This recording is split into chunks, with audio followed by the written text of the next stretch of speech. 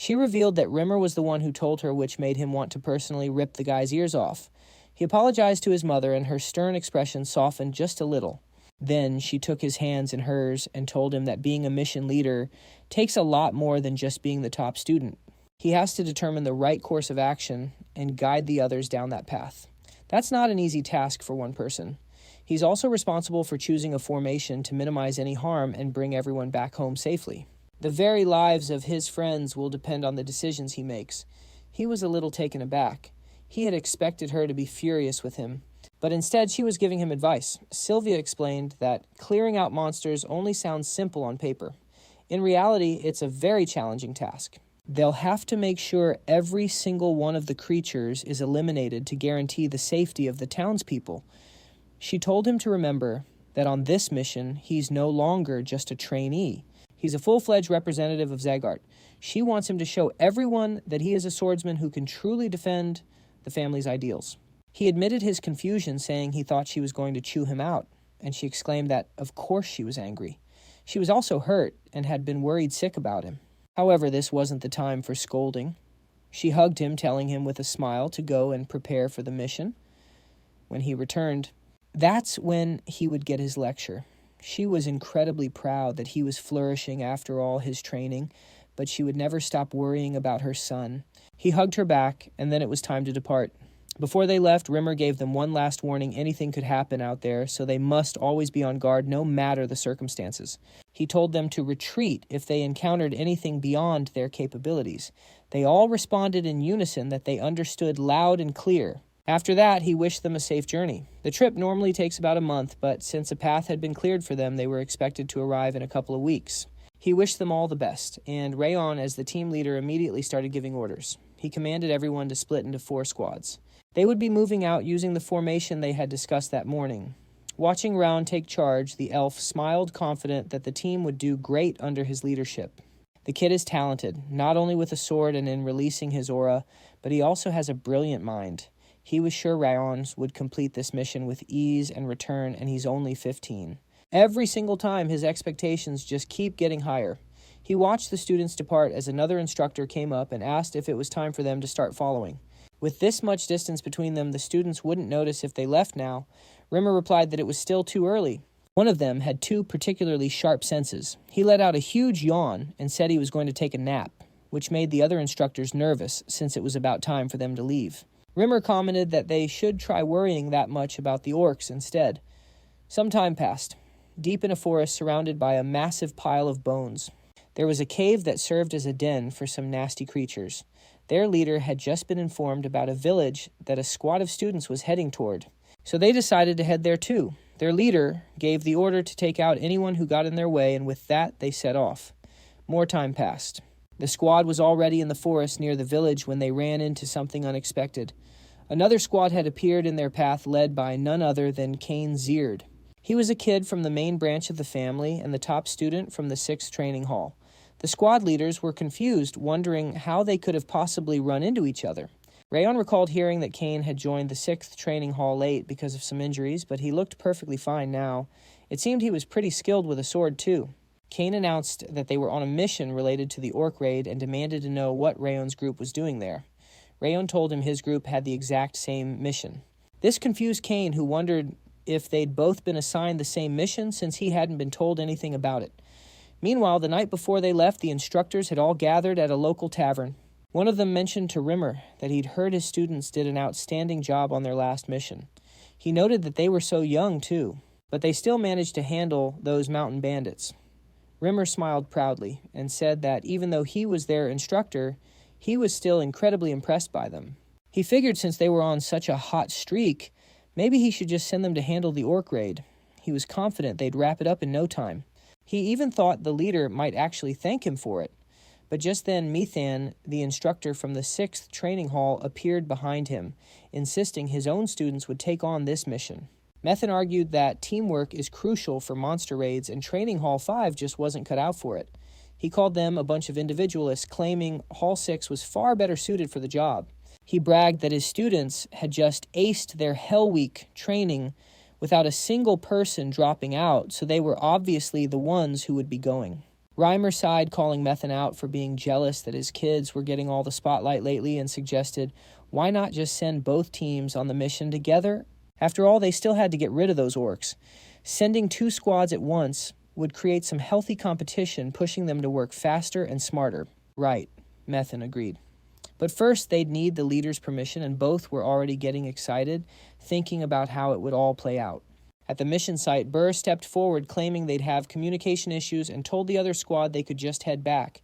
His team would handle it all by themselves. His words immediately ticked off Kane, who warned him not to say that again. Wasn't the 5th training hall biting off more than they could chew? His squad was far better suited for a mission where teamwork was key. He was certain Hall 5 would fail miserably, given their total lack of experience working as a team. Burr shot back that he was well aware of Kane's skill level, but warned him not to underestimate the 5th training hall. All the while, Ron just watched them argue, choosing not to interfere. He knew for a fact that Reimer was fully aware 2 squads were being sent. So why didn't he mention it beforehand? Closing his eyes, Ron realized their instructor wanted them to gain some real-world experience. This mission was designed to be as close to the real thing as possible. Teamwork and tactics were the most vital skills for a monster raid, and his team was seriously lacking in both. Reimer probably wanted them to compete with the 6th training hall to force them to work on their weaknesses. Once he figured it out, he started cursing that elf under his breath. Still, this was a great opportunity for everyone. Besides, before he left, his mother had told him to show everyone he was a swordsman who could become the family's ideal. Her words had been on his mind ever since. He finally stepped into the conversation, telling them both to cool it. Why were they wasting time on such a pointless argument? They both knew that at this rate they'd never reach an agreement, so maybe they should settle it with the competition. Burr asked what he meant, questioning why they'd waste energy on a contest when they didn't even know what was waiting for them. Ron pointed out that neither team wanted to back down from this mission, and he was no different. He figured since it was a raid, there would be more than enough orcs to go around, and there would definitely be some elite monsters. They should hold a competition to decide who gets to be the mission commander. The winning commander would then lead the charge to take out the elite orcs, sow chaos among their ranks, and then mop up the rest. It sounded reasonable enough. And if the leading team ran into trouble, it would just become an opportunity for the other team to step up. He asked if that worked for everyone, and Kane agreed, admitting it sounded fair. With the terms set, Ron suggested they head for the mountains to get started. And just like that, the competition was on. A small group led by Burr and Martha enthusiastically charged up the mountain. The rules of the competition were simple enough: either defeat the enemy team or capture their flag. It was a much better solution than arguing forever. Our protagonist suggested they come up with a plan, but his teammates were so cocky, they just blew him off, especially Martha. She was brimming with confidence and couldn't wait to wipe the floor with everyone. She figured there was no point in using tactics on a bunch of nobodies. With a confident smirk, she leaped at them and kicked off the fight. Meanwhile, Ron tapped into his legendary senses to observe the chaos. Thanks to his heightened perception, he didn't even need his eyes to get a read on the battlefield. The fight was officially on. Luna broke his concentration, asking if it was really a good idea to let them charge in without a strategy. He simply told her that some people are too arrogant to listen to reason. She wondered aloud if they could even win, but Ron was certain they were about to get absolutely wrecked. Sure enough, Byrne and Martha were already getting overwhelmed by their opponents. They kept attacking, completely baffled as to why they couldn't break through. Individually, their opponents were weak, but their coordinated defense was like an iron wall. One of the opponents shouted that the world didn't revolve around them, so they should stop looking down on people. This comeback just left Martha completely bewildered. As dusk began to fall, they finally regrouped with the main squad looking utterly defeated and ticked off. Ron sarcastically asked if the fight was as easy as they'd imagined. It looked like they were the ones who had to tuck tail and run. That was their first mistake. The world doesn't just stop and wait for you to get stronger. Did you look down on them just because the Owen Kingdom wrote them off? Did you honestly think we'll definitely win because we were better last time? Well, this is what happens when you charge into battle with zero strategy and no intel on your enemy. Your sheer arrogance was your downfall. You wasted your stamina, your aura, and even gave them a free preview of all your techniques. Those students train every single day. Just because you're stronger on paper doesn't give you the right to underestimate them. Luna asked, "So does that mean we lost?" He replied, "Not at all. In fact, you have one more chance." Their spirits lifted instantly, and Martha declared she'd do whatever it took to crush those jerks. Ron just smiled, noting that at least now they were ready to listen. With that, he laid out his master plan for victory. Meanwhile, over at the 6th training hall, the students were discussing their recent opponents, saying the 5th training hall seemed kind of weak. One of them admitted they were interesting to watch, but his friend warned them not to get complacent. After all, the 5th training hall was the group that took down the Snow Tiger Claw. Bandits, one of the most notorious gangs in the entire alliance. He was sure they wouldn't go down that easily. Just then he spotted Martha heading their way and drew his sword, saying he knew this was coming and it was time to finish things. The girl angrily called him an idiot and swore that if he ever badmouthed them again, he'd regret it for the rest of his life. With that, she charged forward, her face a mask of pure determination. The guy yelled to his team, "It's a frontal assault, switch to formation 4 and focus on the front." He stepped up to block her strike, but to his utter shock, she blindsided him with an attack from the flank, leaving him totally baffled. At the same time, Byrne was charging toward another group of students. They recognized his opening stance and moved in confidently for the counter. But he completely faked them out, dashing right past them before unleashing a flurry of strikes, disarming 2 of them in an instant. The group's leader whirled around in disbelief, thinking, how did he switch his attack angle so quickly? Their entire fighting style had changed. How could they be so different? Now, meanwhile, Martha was single-handedly overwhelming 3 opponents at once. A smile crept onto her face as she thought he was right. She recalled him explaining his plan, asking why they lost when they were all individually stronger. Byrne had guessed it was because of intel and strategy, and Ron had confirmed he was spot on. The 6th training hall knew every one of their abilities and skills, and they built their entire strategy around that knowledge. Ron's team, on the other hand, had gone in completely blind, assuming they could win on raw power alone. As a result, they got crushed in a fight they should have easily won. That's when Dorian had asked worriedly, "So does that mean we're going to lose again?" Martha, furious, had grabbed him by the collar, telling him to shut his mouth, but Ron had said it was way too early to admit defeat. But they were seriously drained of both stamina and aura. They're in a tough spot right now, but they aren't the only ones who know how to use strategy. Buren asked if I had a plan. I told them that Kane has incredibly sharp eyes and a gut feeling to match, so he must have spotted them from a distance and sent out fighters specifically chosen to counter their abilities. Martha's all about raw power and endurance, but her attack patterns are a bit on the simple side, so he sent Swordsman, who could just tank her onslaught, forcing her to burn through her stamina. Byrne's fast, but his attacks are way too direct, so they sicked Swordsman on him, who specialized in evasion. And with that, the easiest way to win this would be to simply switch your opponents. But I had a feeling they wouldn't go for that. Martha immediately insisted she wanted to beat her opponent herself, and Byrne was right there with her. I told them that in that case, they just had to fight smarter. Look, those guys are tough, no doubt, but their biggest weakness is their aura control. Martha, your job is to find a crack in their defense and hit them right there. Buren and you have a hard time with opponents who fight on pure instinct, but those types are usually complete suckers for a feint. You need to ditch your usual head-on style and start using more fakes. Martha admitted that it sounded logical, and then they both asked how I figured all that out when I'd just been sitting on the sidelines the whole time. I explained that while Kane does have sharp eyes, probably a little better than the average students, my sense of smell is on a whole other level. I was currently watching the entire battle with my nose. Everyone was holding their own. Even Luna wasn't getting pushed back. Then I heard footsteps behind me and turned around. I realized it was finally my turn. My opponent, Kane's guard. Since the situation had changed, it looked like I had no choice but to go after the flag myself. Kane said he'd been wondering why his team was suddenly on the losing end, and it turned out it was because I had ordered my people to change their tactics. The rumors about you being different weren't exaggerated after all, but I'm putting an end to this competition now.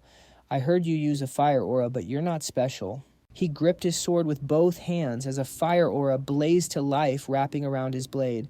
I was genuinely surprised he's a fire user too. Kane smirked and said that unfortunately for me, his aura is the most powerful of any student here, even stronger than many of the graduates, so there's no way I could defeat him. Annoyed, I asked, "Is talking trash before a fight a family requirement or something?" Then I let my own aura flare to life and told him to bring it on. I was about to show him whose fire really burned hotter. The moment the words left my mouth, I shot forward. Cain looked shocked at my speed, remembering the rumors that I'd defeated not only Martha, but even Prince Owen. He leaped back, dodging my attack, and thought to himself, his aura can't possibly be as powerful as mine, but he's got some real strength. Still, I'm definitely the one on top here. My blade flashed in front of his face, and he barely blocked the strike, but to his shock, my flames erupted with even greater intensity, and a cut appeared on his cheek. He started to panic, thinking, how did he do that? Are my flames actually weaker? No, that can't be right. I began to push him back, launching a powerful downward strike. He managed to block it, but he was clearly struggling to hold my sword back. He screamed, putting all his strength into it, right before our clashing auras resulted in a huge explosion. The blast thundered across the entire area. In the end, Cain was the one who fell. I stood over him and asked, you were saying something about your fire being stronger. Compared to mine, you're just a little spark. Soon after, the rest of my squad came back. They were all shocked to see Cain on the ground near me, looking completely dazed, and asked what in the world he was doing here. I just told them that the quickest way to turn the tide in a losing fight is to go straight for the enemy commander. They were amazed that I'd planned for this all along. Buren spoke up, admitting I was right. Tricking his opponent was easy for him, but he couldn't have pulled it off without my instructions. If it weren't for my orders, they definitely would have lost to the 6th training hall. Martha, looking like she'd rather swallow rocks, admitted that I was right. If my advice hadn't worked, she would have expected my help. But the fact is, they won because of me. They all finally recognized me as the leader of the 5th training hall and were ready to follow my orders without question. I was honestly a bit surprised and thought to myself that it seemed like this whole ordeal had actually forced them to mature a little. It was definitely satisfying to hear that coming from the students of the 5th training hall. He told his squad they'd done a good job and that he was sure this fight had taught them a valuable lesson about the dangers of arrogance and overconfidence and what happens when you rush into battle without a plan. He warned them that if this had been a real fight instead of a competition, they would all be dead. He told them to never forget what they learned today. As he was debriefing his squad, Cain watched him, thinking to himself that Ron had completely shattered all his expectations. The guy had proven to be a master of both strategy and actual combat. He'd always thought the 5th training hall was just a bunch of arrogant upstarts, but now it seemed like he was the one who'd been acting that way all along. He walked right up to Ron and extended his hand, admitting that he'd learned his lesson. Ron had taught him to never let his guard down, not until the very end, and to always have a backup plan in case the first one falls apart. Cain confessed he'd been so sure they would win one way or another. After all, they had known about them the whole time, but not only did they get stomped in the group competition, he also lost to him in a one-on-one duel. He thought he was the stronger one, but it turned out he was just overconfident. It was a seriously important lesson for him, and he's actually grateful to our guy calling him a great teacher. Our MC cracked a smile, realizing he was on a completely different level than the rest of the main branch representatives. After that, he shook the guy's hand and said it was a good experience for him too. Cain then chimed in, saying that, just as they promised, they would support them on this mission. 2 weeks flew by after the competition. After trekking through a snowy forest, they arrived at a cliff where they could finally see their destination, a small village with zero value in terms of exclusive goods or tourism. It's just a spot where a few farmers settled down to live off their land. This mission isn't anything special. It's just another job clearing out monsters from a territory. However, he's got this nagging feeling that someone's been watching him this entire time.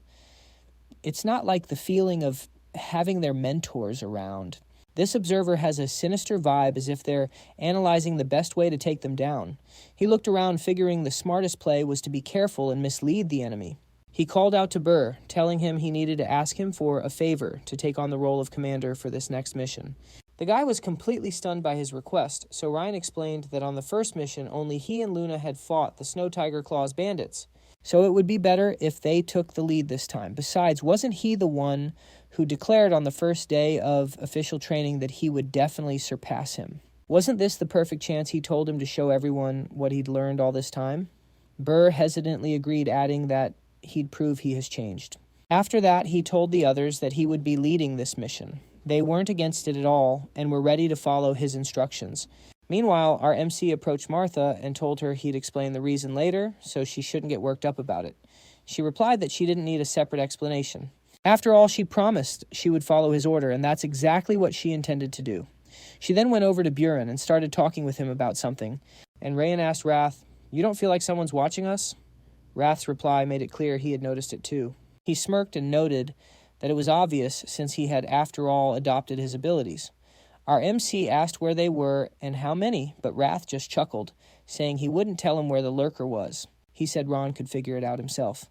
From Wrath's choice of words, Ron figured out there was only one enemy, which left Wrath baffled as to how he knew. Our MC pointed out that he said he, not they, and thanked him for the information. Realizing he had let it slip so easily, Wrath started cursing up a storm, but Ron wasn't paying him any mind, thinking that they couldn't be sure he was the only one. It was clear only one person was watching them, but there could easily be others hiding somewhere. He couldn't let his guard down. Because of this, he sighed heavily, realizing this mission wasn't going to be a walk in the park. After a while, the man who was spying on them returned to his commander and reported that they were the scions of Zgart.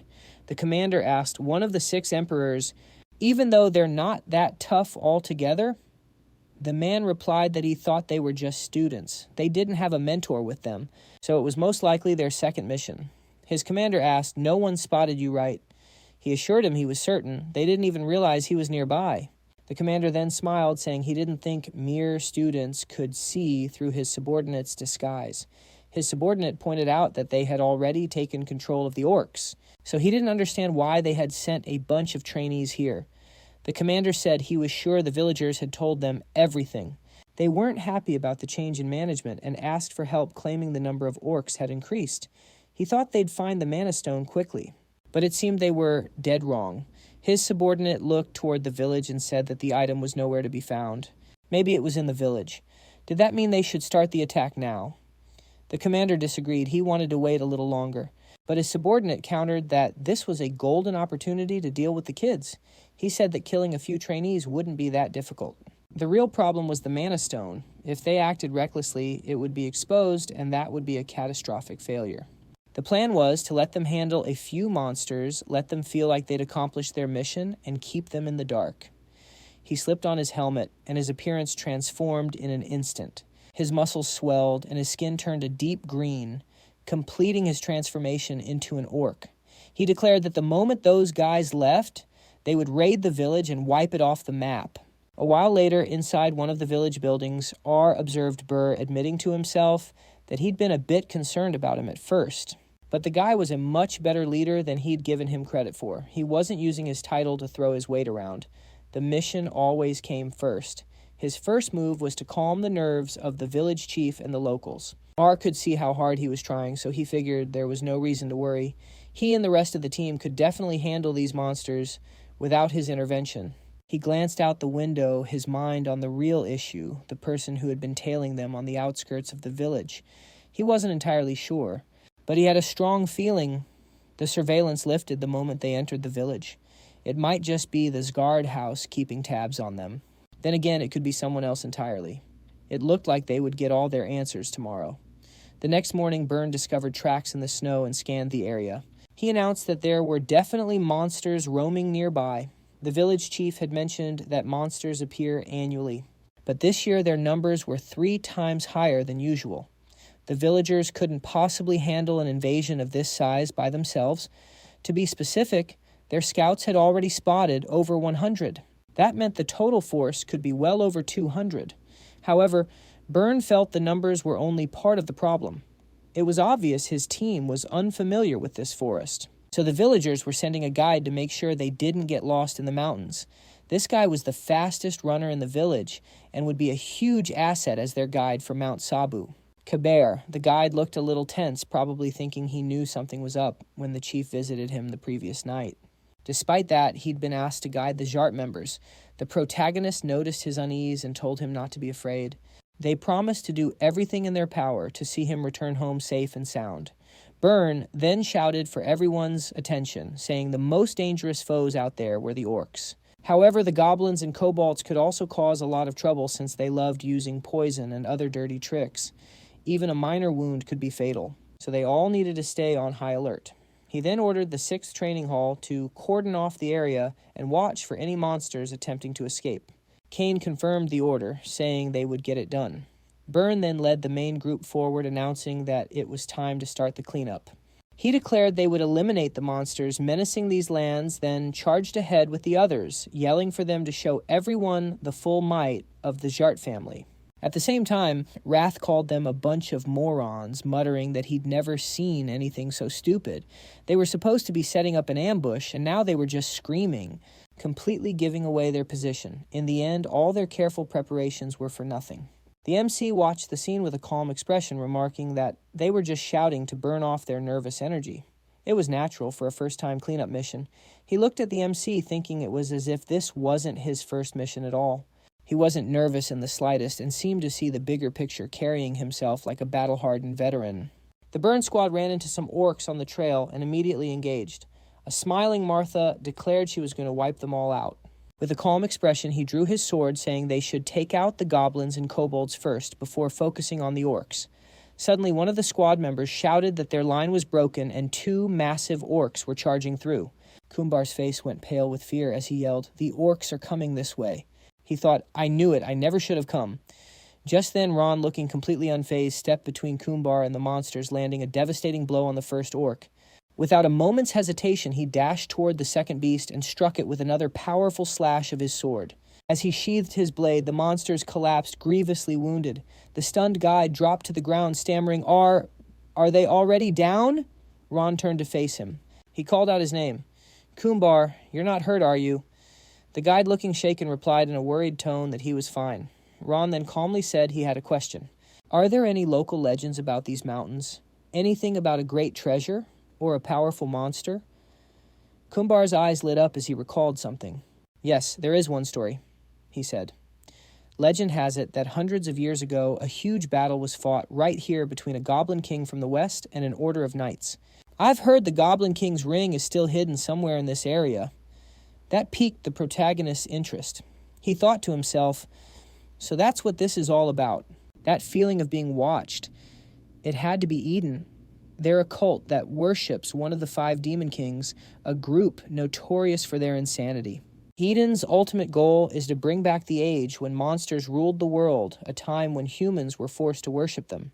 But if it were that simple, they would have been wiped out ages ago. Their real power lies in their ability to tame and control monsters. What's more, despite being human, they can wield the abilities of the monsters they control. They're on par with the Zgart family in terms of strength. This bizarre power they hold is a secret unknown to even the continent's most prominent families. But he knows their secret, all thanks to Daryus, on a mission for him once they ran right into Eden's followers. The entire Shadow Squad was annihilated that day. In that living hell, he was the sole survivor. He didn't think much of it back then, but looking back, something was definitely off. Daryus already knew that Eden used mana stones, but how could he, one of the 6 emperors, have known that? And if he knew why, didn't he expose them to the world? Raph glanced over, asking him what was on his mind. A deep, dark rage began to boil inside him. Just thinking about Daryus was enough to make his blood run hot. He forced himself to calm down. Right now, Eden was the priority. He figured their goal had to be the Goblin King's Mana Stone. It's been hundreds of years since the Goblin King was defeated. He was certain its Mana Stone, which must hold immense power, was hidden somewhere around here. They're probably just using us to confirm the mission's completion. The moment we leave, they'll swoop in and continue their search for the stone. Meanwhile, Byrne charged at the lead monster, sword raised, yelling, "That one's the boss, I'll finish him in one clean strike." But suddenly, a blur of motion exploded in front of him, kicking up a cloud of snow. Martha had already taken down the monster he was targeting. With a grin, she said, "Sorry, this one was mine." Byrne clicked his tongue in annoyance. "Hey, that was a total kill steal," he grumbled. He then turned to the others and shouted, "The leader's down. Let's clean up the rest of them." The protagonist turned to Kumbar, who was standing nearby. "About that story of the Goblin King. Has anyone ever found any treasure or gems in these mountains since that battle?" Kumbar paused to think. "Well, when I was a kid, our village chief went up into the mountains and returned with a brilliant red gem he found at the summit." This immediately grabbed the protagonist's attention. "Where is that gem now?" he asked. Kumbar lowered his voice. Most people don't know this, but it was buried beneath the chief's house. Ever since then, our village has been strangely warmer. The protagonist was shocked by this revelation. This is even worse than I thought, he realized. If Eden couldn't find the Mana Stone in the mountains, their next target must be the village itself. A short while later, the squad members reported that all orcs in the vicinity had been eliminated and the area was secure. With their mission complete, they headed back to the village. The village chief gripped Byrne's hand tightly, expressing his gratitude for their work. He said the Zgart family were truly the experienced warriors the stories claimed they were. He was incredibly thankful for their help. Byrne replied with a calm demeanor that they were just glad they could be of service. Rollins stood off to the side, observing the whole thing. He was snapped out of his thoughts when Martha asked if everything had gone according to plan. She added that, from the look on his face, she wouldn't have guessed so. He turned to see her sitting casually on a tree branch, eating an apple. He told her he didn't know yet, but he would let her know when the time was right. She hopped down from the branch and said he didn't need to worry. No matter what, she would follow his orders until the mission was officially over. Luna then walked up to him as well, calling his name and asking what he was doing over here. He looked troubled, and she couldn't see any joy from the victory on his face. He simply told her that everything was fine. They had to get moving because the village chief had promised them a feast, and he figured Eden wouldn't make a move until they were gone. All the important stuff was set to happen the next day. On the outskirts of Cebu village, Byrne walked with the team, smiling to himself about how well everything had gone. They had wiped out all the monsters in the mountains of Cebu and had only walked away with a few minor scratches, even though it was their very first mission. They did an awesome job. He figured that must be why the leadership role was handed over to him. There hadn't been a single flaw in his command. He still didn't get why he was given that kind of authority in the first place, but he hoped he'd proven that his leadership was just as good. With a small smile, he announced it was time for them to head out. They hadn't gone far before the protagonist suddenly told everyone to halt. They all turned to him, asking what was wrong. "Why are we stopping? It's too early for a break." With a serious expression, he said, "The real mission starts right now." Byrne looked at him and asked, "What do you mean by that?" He calmly replied, "I'm saying the mission isn't over yet." Byrne was flustered by this. "But we killed all the orcs and even got rid of the bodies. What else could there possibly be?" He reminded him our mission was to protect the village. Still not getting it, Byrne asked, "So what's the problem?" The MC revealed someone's been watching us this entire time. They were watching us up until an hour ago. Then they just disappeared. Most would think it was the instructor, but I definitely felt hostility. It was a gaze far too hostile to be an instructor's. The surveillance had begun even before they reached the village and only stopped once they were a good distance away. Byrne was shocked by this. "Are you being serious?" Martha came over and asked, "Did you say they were following us before we even arrived?" He clarified, "To be exact, it started the moment we climbed the hill near the village." She realized, "So that's why you handed over your authority to him." He agreed, "I decided to conceal my presence to buy time and analyze the enemy." Kane thought to himself that he had also felt something was off during the fight. It was a different vibe than the usual observation from an instructor. Still, he never would have guessed they were being tailed. Byrne asked, "So that's the reason you made me the leader?" He nodded. "I figured if I gave you command, I could freely keep an eye on everything else. You handled the task perfectly. I'm sure that because of you, the enemy thought you were the party leader and completely overlooked me. You're a true Zgart. For that, I'm going to recommend you as deputy when we get back." Byrne felt a pang of disappointment thinking he had been his equal. However, it turned out he was just buying time to study an enemy that nobody else even noticed. He'd been celebrating his success, completely oblivious to the real situation. The protagonist said, "Let's start with this. Orcs are creatures that rarely team up with other species. Yet here we see orcs and goblins working together. This implies our enemies can control monsters. Our job is to protect the village, and it's not done yet.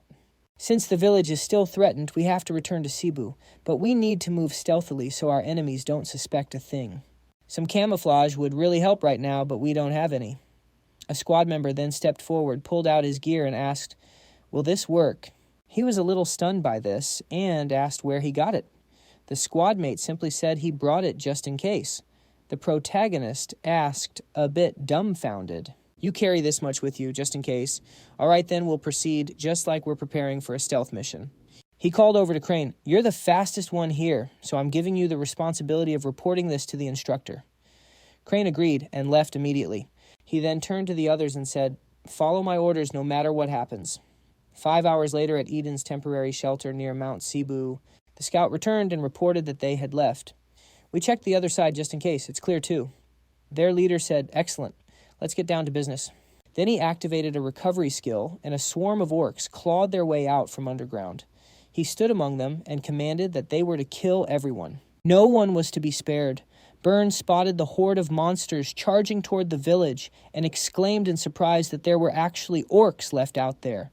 He declared they would definitely finish them off this time, but the main character calmly stated that now was not the right moment, reminding them they were being closely watched. These weren't just monsters, they were being controlled by people. They didn't even know who their true enemy was. He then added with a worried tone that there were far too many orcs. The village couldn't possibly handle such a massive number of monsters. He looked at the other man calmly and asked if he understood that they would all die if they made a single mistake. "Right." The man, looking anxious, shot back, asking if they should just intervene now to save the village.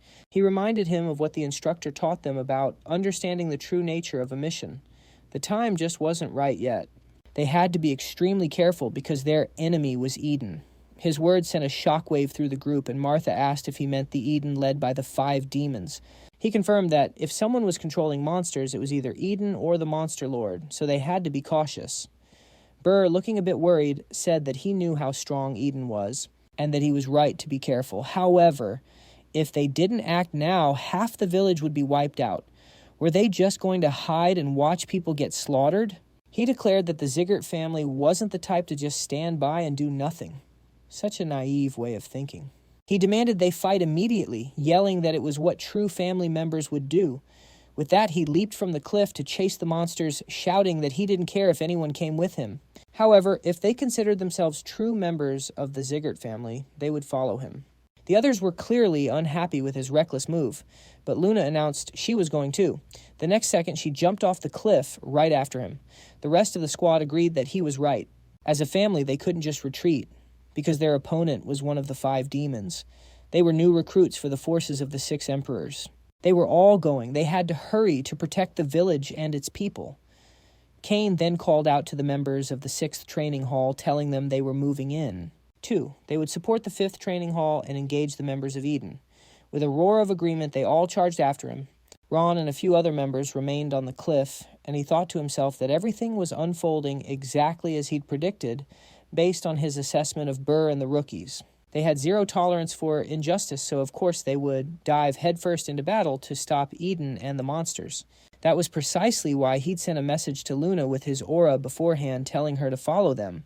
With the 3 of them working together, not even Eden could handle them, barring any unforeseen variables. He turned to Martha, who was standing by a nearby tree, and asked why she hadn't gone. He was sure she would have been the first one to charge into the fray. She replied with a calm expression that she had already told him she would follow his orders to the very end. He chuckled at that and said that in that case they would also head toward the village. However, they needed to conceal their presence. He was certain that some of Eden's members were lying in ambush as reinforcements. He could clearly feel a powerful bloodlust emanating from the mountains, not from the village. The 5th and 6th training halls could easily handle all the monsters, but if they came face to face with the leader, it would get dangerous. Of course, that only applies to a direct fight. For an assassin, however, the rules of engagement are a little different. The party members who had charged ahead were already starting to fight the monsters, and Byrne yelled for them to avoid the orcs' direct attacks, focus on dodging, and then counter. He ordered anyone having trouble alone to team up, reminding them that if they failed to stop them here, the entire village would be in danger. As he fought beside them, he realized these orcs were a lot stronger than the ones from yesterday. Still, if this was all they were up against, defending the village would be no problem. The real issue was that as long as Eden was involved, the attacks would be relentless. With a worried look, he muttered that he'd been right all along. He warned everyone to stay vigilant and watch out for a surprise attack from the forest. The squad members spun around, spotted figures in the trees, and shouted that it was Eden's Green Phantom Squad. Burns saw them too, thinking that based on the goblin masks and headdresses, it was definitely them. He knew they were in the area, but he never imagined there would be this many. His gut told him there were well over 40 of them. They were going to need a smart strategy to fight an enemy with such numbers. He shouted to Cain, putting him in command of the troops. Their one job was to keep the enemy out of the village. He then ordered Luna to use her icy wind to freeze the feet of the orcs and green phantoms, saying he would handle the rest. She gave her sword a confident flourish, her expression calm as she confirmed she understood. She swung her blade, unleashing magical energy that erupted into frost spikes from her aura. An orc braced itself against the blast and glared back at them. Burns swung his own sword, activating the continuous flow technique. He shot forward at blinding speed and cut down 2 monsters with his autumn wind sword style. An enemy perched in a tree whipped out a blowgun and fired a dart right at him. He sensed it just in time and managed to evade the attack. The other party members also saw the poison darts, and someone yelled for everyone to either block them with their aura or dodge. Just then, they spotted a small pouch hitting the ground and bursting open with poison gas. Burns stared in shock, realizing this poison was way more powerful than anything the monsters typically used. He screamed for everyone to cover their noses quickly. But his party members were already inhaling the fumes, collapsing to their knees and gasping that they couldn't even lift their swords, let alone use their aura. He grimaced, thinking that it wasn't just them having a problem. He could feel the effects himself. His body was refusing to obey him. He saw that Luna had also gone pale, yet the orcs and green phantoms were completely unaffected. At this rate, they were all going to be annihilated.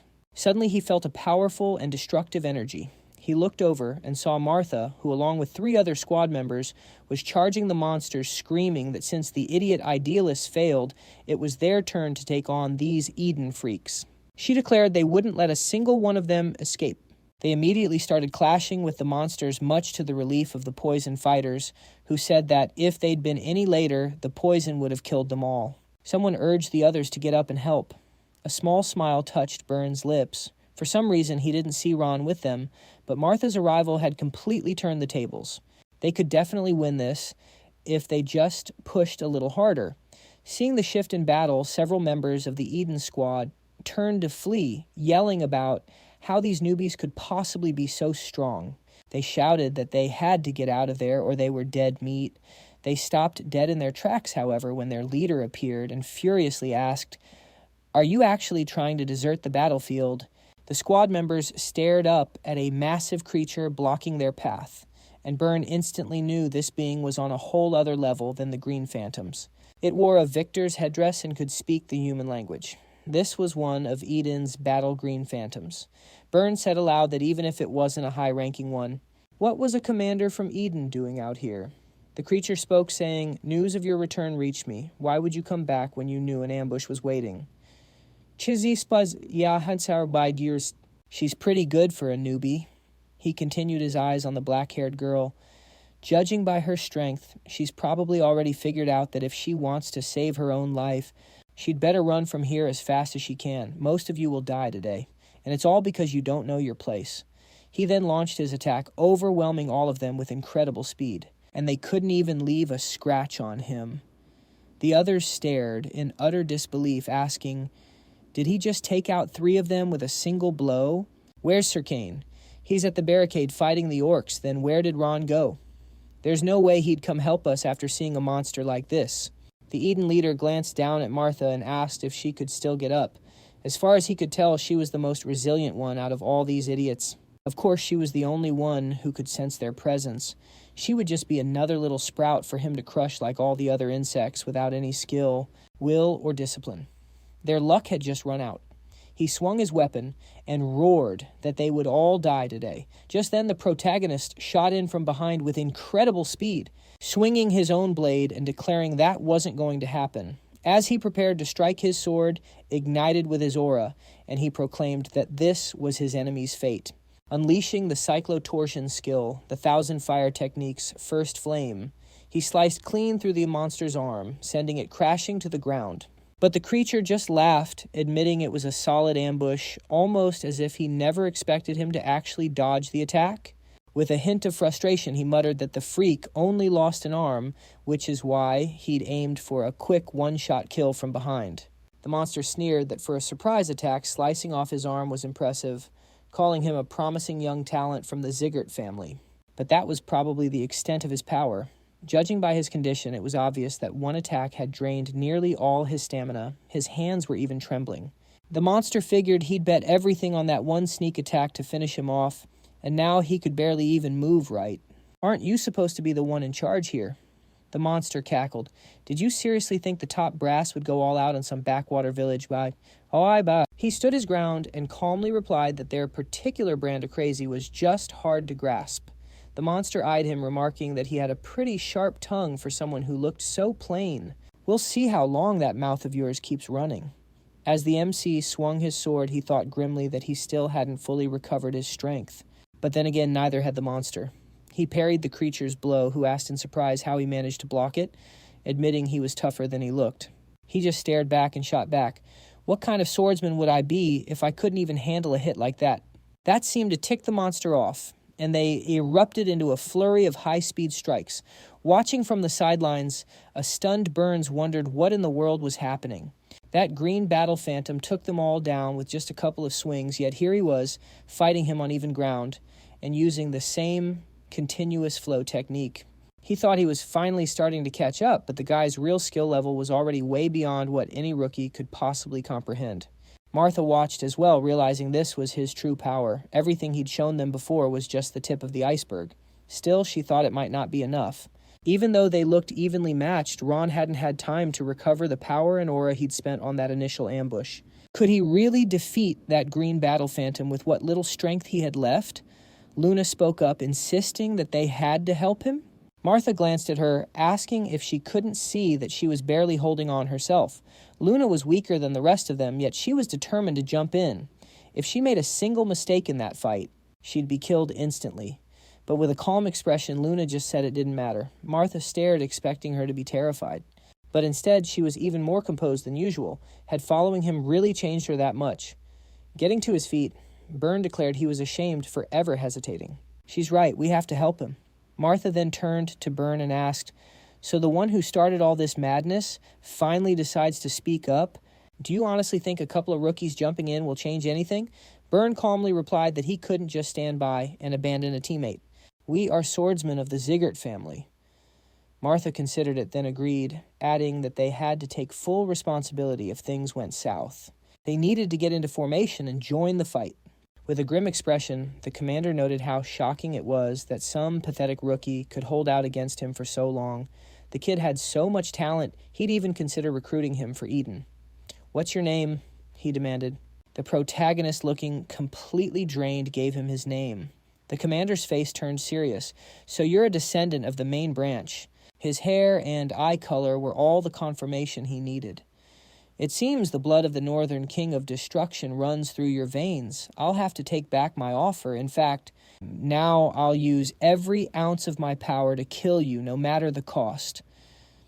Immediately after, he unleashed an incredibly fast slash with his weapon. The main character watched in shock, thinking, this lunatic just got faster. Is he burning through his own life force to draw out more power? He was barely hanging on with his ring of fire still not fully recovered. His attention then snapped to Martha, who was attacking the monster from behind. She slashed at its back, causing it to spin around with a look of disgust. "How dare a pathetic insect like you even touch me?" he snarled before sensing something else and whipping back around. He saw Luna charging toward him. She skidded to a stop right in front of him and unleashed her ice aura, the skill known as Breath of Winter. Right on her heels, Burr sprinted past and leaped at the monster sword, swinging wildly as he activated his skill, Continuous Flow Technique, Starlight Radiance, but suddenly the orc snatched him right out of the air. Hoisting him overhead, he sneered, "Did you really think you could defeat me with such a pitiful attack? It seems I greatly overestimated you. If you were at least on the same level as that dumb blonde, you might have actually landed a hit." But unfortunately, he never got to finish his sentence because Burr cut in with a small smile. "You're right, an attack like this could never beat you, but it was enough to buy some time." The orc's attention was pulled to Martha, who stood nearby, beginning to radiate an immense power as she activated Titanic Aura Ultimate Meteorite. She swung her massive sword, shouting, "Let's see if you can handle this." She struck with incredible force, her momentum carrying her to a stop directly behind him. He completely tanked the hit, spun around, and hurled Burr's body straight at her. The impact sent them both flying backwards, slamming hard against a tree. He looked down on them calmly. "You little insects need to learn your place." He scoffed. "Don't you understand that all of your attacks are completely pointless?" "That's where you're wrong," a voice cut in. From behind him, the main character stood concentrating a powerful energy. "Thank you, everyone. Thanks to you, I had just enough time to recover. I promise I won't let the opportunity you all risked your lives for go to waste." The orc stared, demanding, "Where did you get all that power? Just who are you?" Ron raised his sword high and addressed the green battle phantom. "You should feel honored. This is the first time in all my training that I'm using this technique on a living opponent. To be honest, I didn't think I was ready to use it yet, but this battle proved to me that I can handle it." Thousand Flames technique. Winds of blazing domination. He channeled a massive torrent of fire into his blade, his eyes locked on his opponent. The phantom stared back with a flicker of worry, wondering what was happening to that flame. It was completely different from before. His intuition screamed that it was dangerously powerful. He had to kill him right now at any cost. He lunged forward, roaring for his opponent to die. But the protagonist was faster, striking first with a devastating blow from his energy-charged sword. His opponent couldn't withstand the sheer force of the attack and crashed to the ground with a deafening thud. Completely spent after that final attack, he bent over gasping for air. The others stared in absolute shock until Byrne finally stammered, He actually defeated the green battle phantom." But Ron raised his sword high in the air, shouting, "This isn't over yet. There are still green phantoms from Eden out there. We have to destroy every last one of them to bring peace and prosperity back to this village." In response, his party members rallied around him, shouting in unison, "We're awaiting your orders." Following his command, they worked together to wipe out the remaining monsters and members of Eden. Afterwards, Byrne approached him and called out his name. "You were right," he said. "If you hadn't shown up to help, we would have been wiped out for sure. The villagers we were supposed to protect would have all died too." He thanked him for the save and apologized for disobeying orders, admitting he would have gone to the village no matter what. Swordsmen of the Zgart family shouldn't ignore injustice just because they're weak. To his surprise, the MC simply turned and told him he did well. He explained that thanks to their dedication, he was able to exploit the green battle phantom's weakness, and every single one of them contributed to the victory. If even one of them had been missing, he wasn't sure how it all would have ended, so he thanked them from the bottom of his heart. Byrne looked away, grumbling that he didn't see the point of all this talk. Either way, he was just going to get stronger, so something like this never happened again. That way he could finally stop relying on him. Then he turned to Martha, telling her she did a great job too, explaining that he only had a chance to recover because she kept that freak distracted. He was just glad she'd followed his orders. She simply smiled at that, asking what good she'd be if she couldn't even manage that much, and said she was heading over to the villagers. They needed to help them with the repairs, but there was no rush. As Ron finally got a moment to rest after the battle, he couldn't help but wonder if this mission was finally over. His consciousness started to fade. He felt his strength draining away his legs, giving out from under him as he began to topple over. But Luna caught him calling his name and asking if he was all right. He looked at her and asked if it was that obvious he wasn't doing so hot. She said it reminded her of that time back in the training hall. It looked to her like every last ounce of strength had just fled his body. A small smile touched his lips as he realized he wasn't the only one looking out for them. They were keeping an eye on him too. He thanked her for that. But then something else caught his attention. The system announced that he had demonstrated exceptional abilities, surpassing his own limits in this extreme battle. He had successfully ambushed an opponent far stronger than him, unlocking an invisible blow. For defeating a foe superior in both strength and rank, he had obtained the title Unshakable. A status window materialized in front of him, displaying his name. It listed the title Unshakable, the status Frost Curse, and 5 nodes followed by his stats Rage, Ring of Fire, and Legendary Sense at the 4th stage. Technique of 1,000 Flames, Flame Resistance, 3rd stage Frost Water Resistance, and the new 1st stage Invisible Strike. Strength was at 57 points, Agility at 58 points, Endurance at 59 points, Energy at 42 points, and Sense at 64 points. He looked it over, thinking this must be the reward for taking down the Green Battle Phantom. All his stats had gotten a nice boost, plus he'd scored a new title and a new skill. The protagonist pushed himself up, called out to Luna, and told her he was fine and that she should head back to the village. He was just going to do a quick sweep to make sure he hadn't missed anything. He thought to himself that this unshakable title was something else.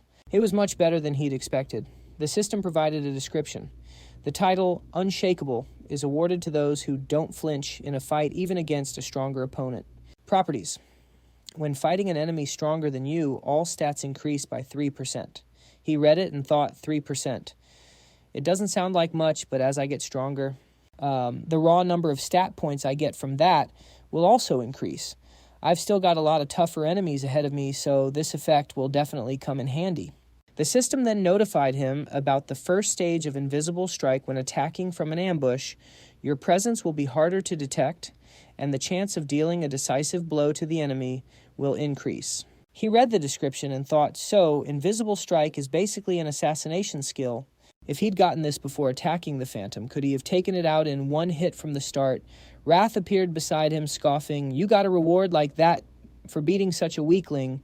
Even though I'm the one who created the system, where's the common sense in this?" The MC just gave him a small smile and said that it was all thanks to him. I'm getting stronger every day. This infuriated Wrath, who yelled that he would do everything to make his end a long and agonizing one, promising to make him regret everything. He vowed to make every cell in his body scream for an end. The MC paid him no mind, simply walking on and saying, "Feel free to try if you think you can." Of course, his calm reaction only made Wrath even more furious, and he let out an enraged scream. A short while later, the squad members were helping rebuild the houses, with one calling for someone to bring more timber. Another asked where to put the construction debris. The wooden barricade was now complete. He later came to his senses lying in a bed, having only meant to rest for a moment. But it looked like he had been knocked out cold. When he stepped outside, he realized they had already finished repairing the barricades while he was asleep. Luna spotted him calling his name and asking if he was finally up and feeling okay. Ron nodded, confirming he felt much better after getting some rest. She told him they should get going as everyone was already waiting for him. That caught him by surprise, and he asked who exactly was waiting. He headed to the center of the village, where an elder announced that all the villagers had gathered to welcome their savior, the Swordsman Zgart, and thank him for protecting their home. They had risked their very lives to save the village. If it weren't for them, the entire place would have been wiped off the map. The elder declared that they would never forget their noble appearance or their heroic deeds that day. Zgart looked at his comrades, feeling the undeniable respect radiating from them, along with the admiration, gratitude, awe, and sincerity pouring from the villagers. This was the first time he had ever felt such a thing. As an assassin, gratitude was a foreign concept. In his old life, there was only survival. Everything he did was in the name of Daryus, no matter how many souls he reaped for him, no matter how much shadowy work he carried out. All the glory went to Daryus alone. But now for the first time, his own accomplishments were being recognized. Had he ever felt anything like this before?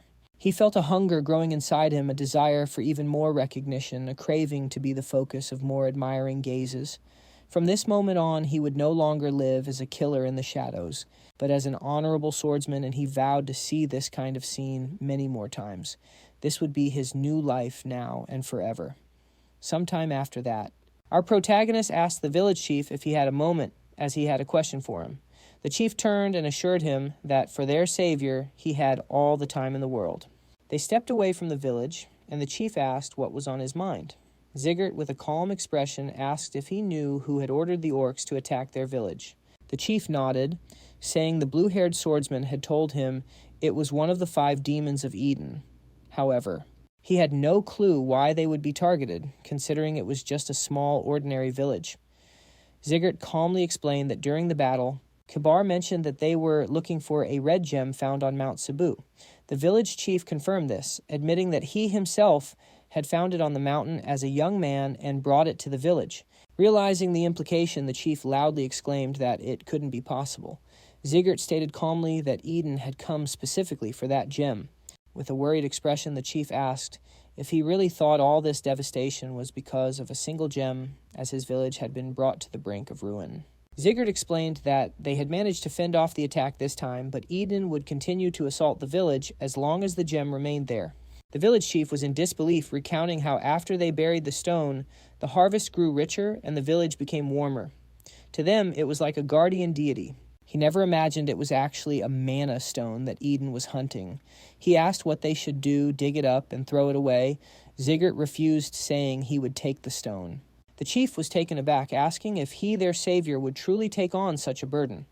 Zgart explained that Eden believes the treasure has the power to revive the dead. He reasoned that if they just threw the stone away, Eden's forces would eventually find it, so it was safer for him to take it.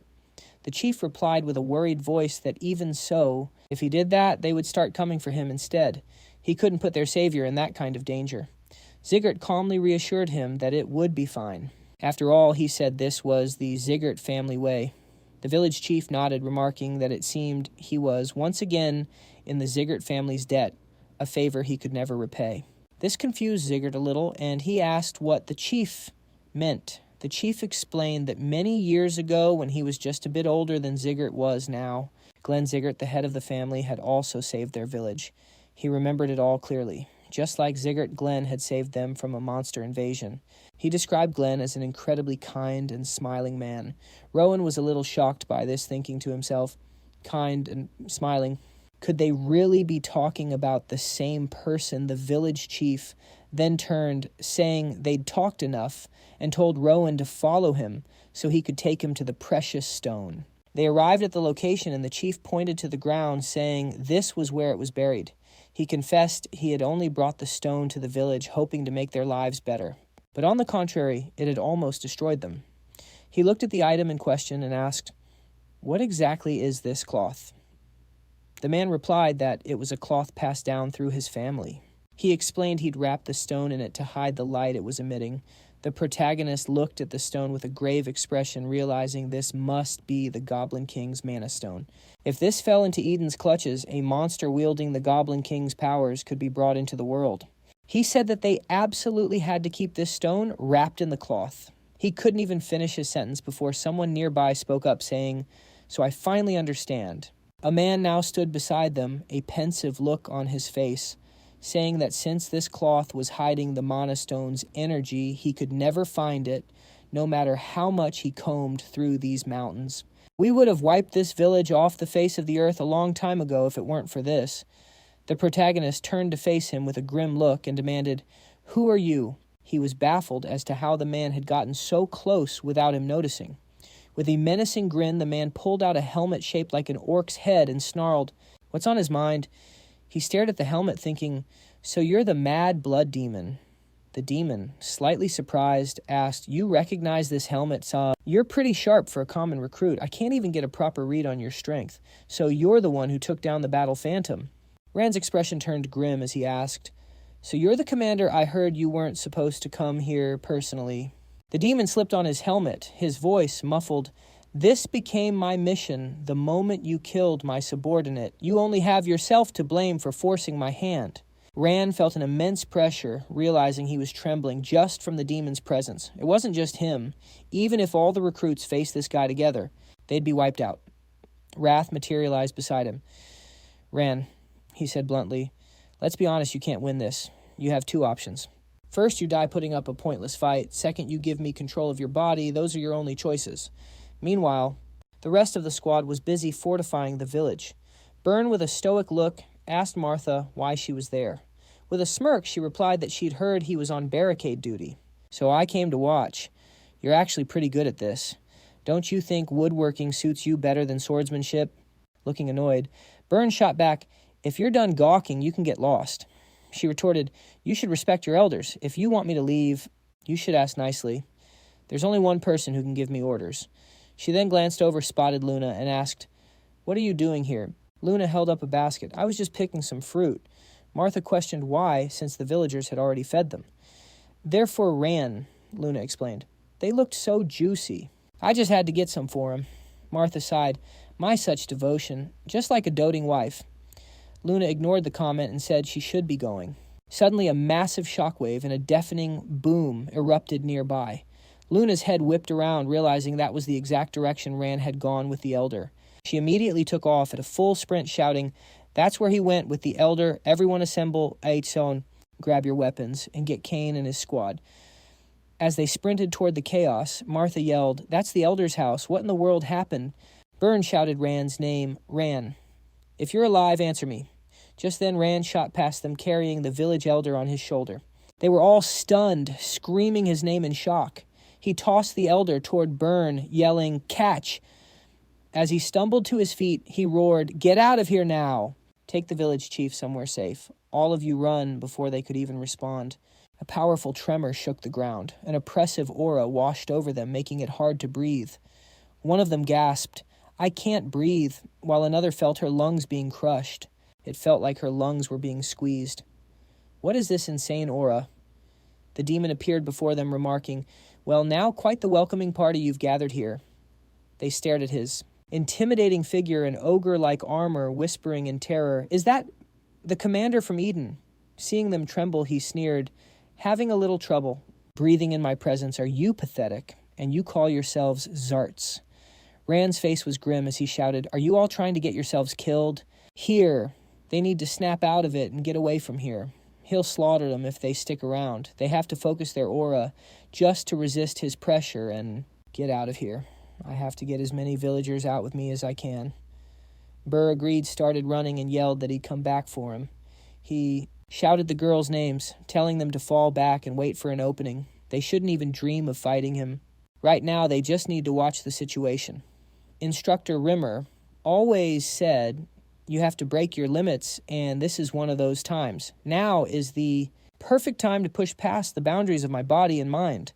The demon let out a smiling laugh and said that he liked his attitude. However, did he honestly believe that just going beyond his limits would be enough? The protagonist stared him down, sword in hand, thinking that the young recruits and the villagers of Cebu are right behind him. If he runs, it's game over for all of them. He had to take his head, no matter the cost. He had to do it, but he couldn't see a single way to pull it off. It felt like standing on a cliff, looking into a bottomless abyss, even in his previous life.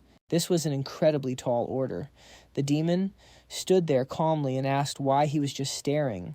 He thought he was going to attack, considering all that big talk. But he was just frozen in place. He began to charge, asking, "But what difference does it make?" He shot towards him at high speed and threw a punch, yelling that he'd just attack first then. He watched, completely surprised, and thought that the demon had gotten faster. He reacted, unleashing the technique of 1,000 flames, 10 vortexes of flame heavenly tornado. The demon continued his assault, shouting that, now that was a worthy blow. He'd give him that. The MC thought with a shocked look, did he just punch through the 1,000 fire technique and keep coming? He blocked the strike with his sword, thinking he needed to counter. Immediately after, he leaped aside, realizing that he barely managed to deflect that attack. He'd be dead for sure if he couldn't read his moves with the ring of fire. He had to escape, but it was too soon. He had to create at least one opportunity for those anxiously watching the fight. With that, their odds of survival would go up by 10%, or maybe just a single percent. He charged into attack, but the monster just laughed and told him to go ahead and try. He jumped high into the air, yelling that flames that get snuffed out in one shot were just too boring. He swung his fist as he flew toward him, shouting that he needed to show him something more. He looked on with a worried expression and barely managed to dodge. The demon landed after his attack, got back to his feet, and said that these flames were on a completely different level from a normal aura. The green battle phantom was a moron for sure, but he still thought it was strange that he lost to them. Now it all made sense. However, that wasn't going to change anything for him. After all, fire was useless against him. But did he know why Ron looked at him with a tired expression and said that, of course he knew, it was all because of the helmet he was wearing. That's where an ogre's true strength is.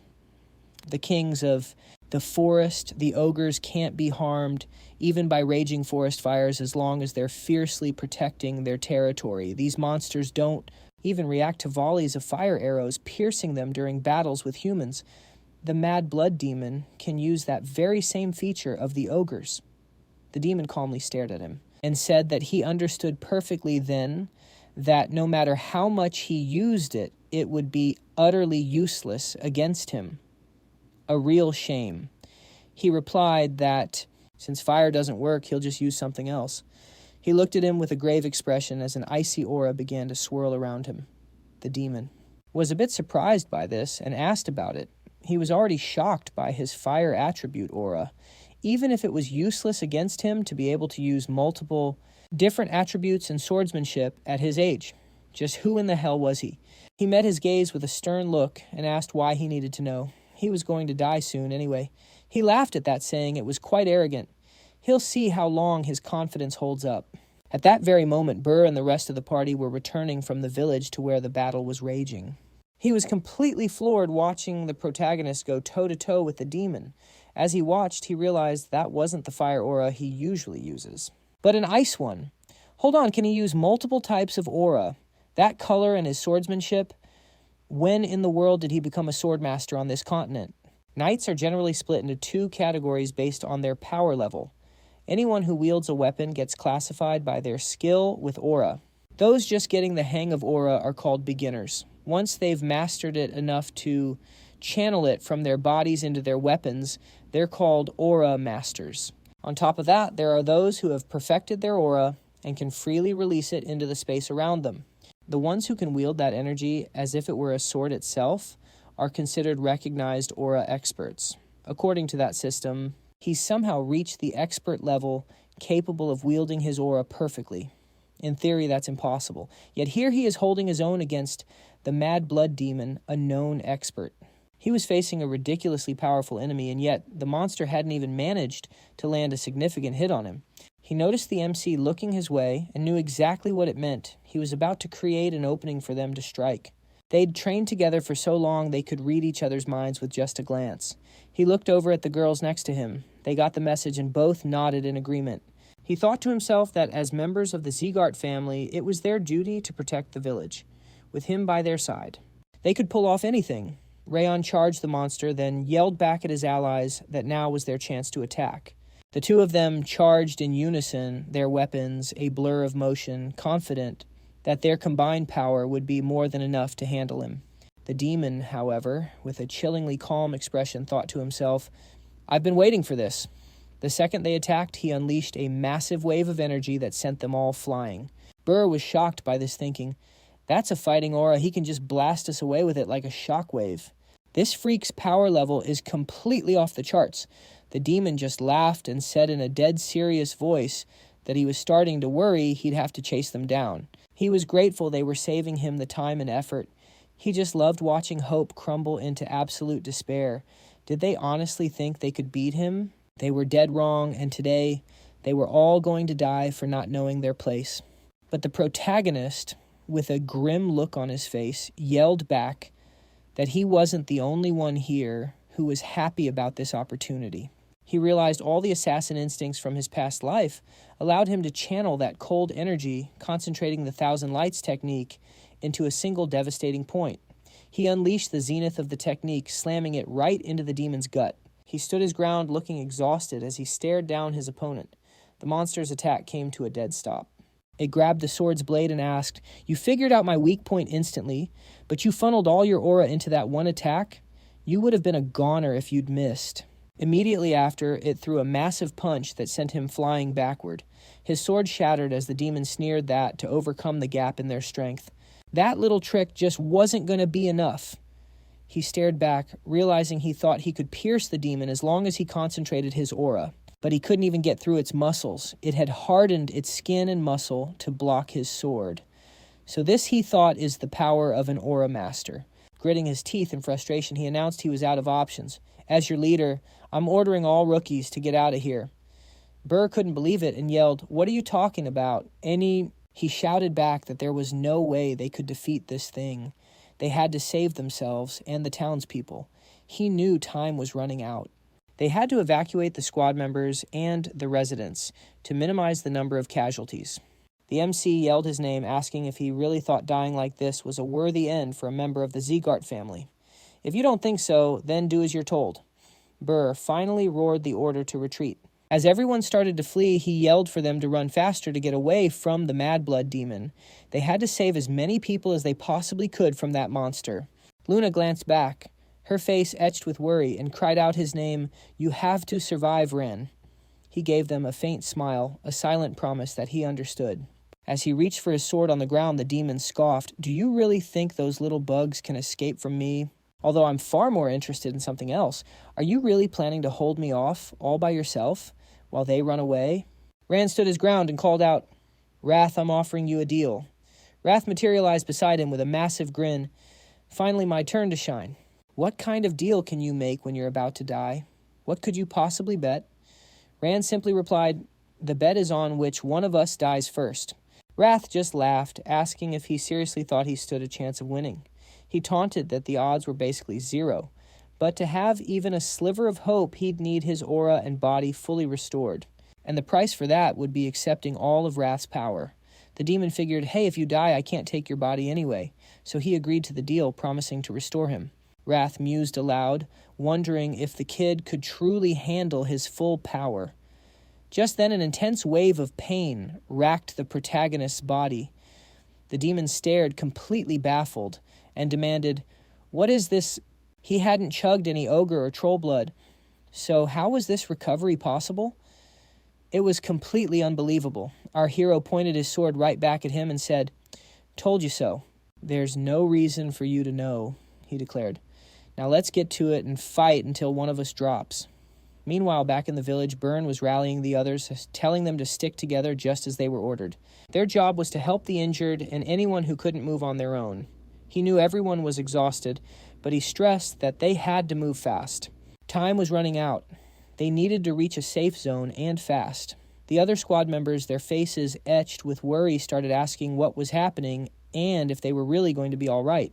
Byrne knew deep down that the worst was yet to come.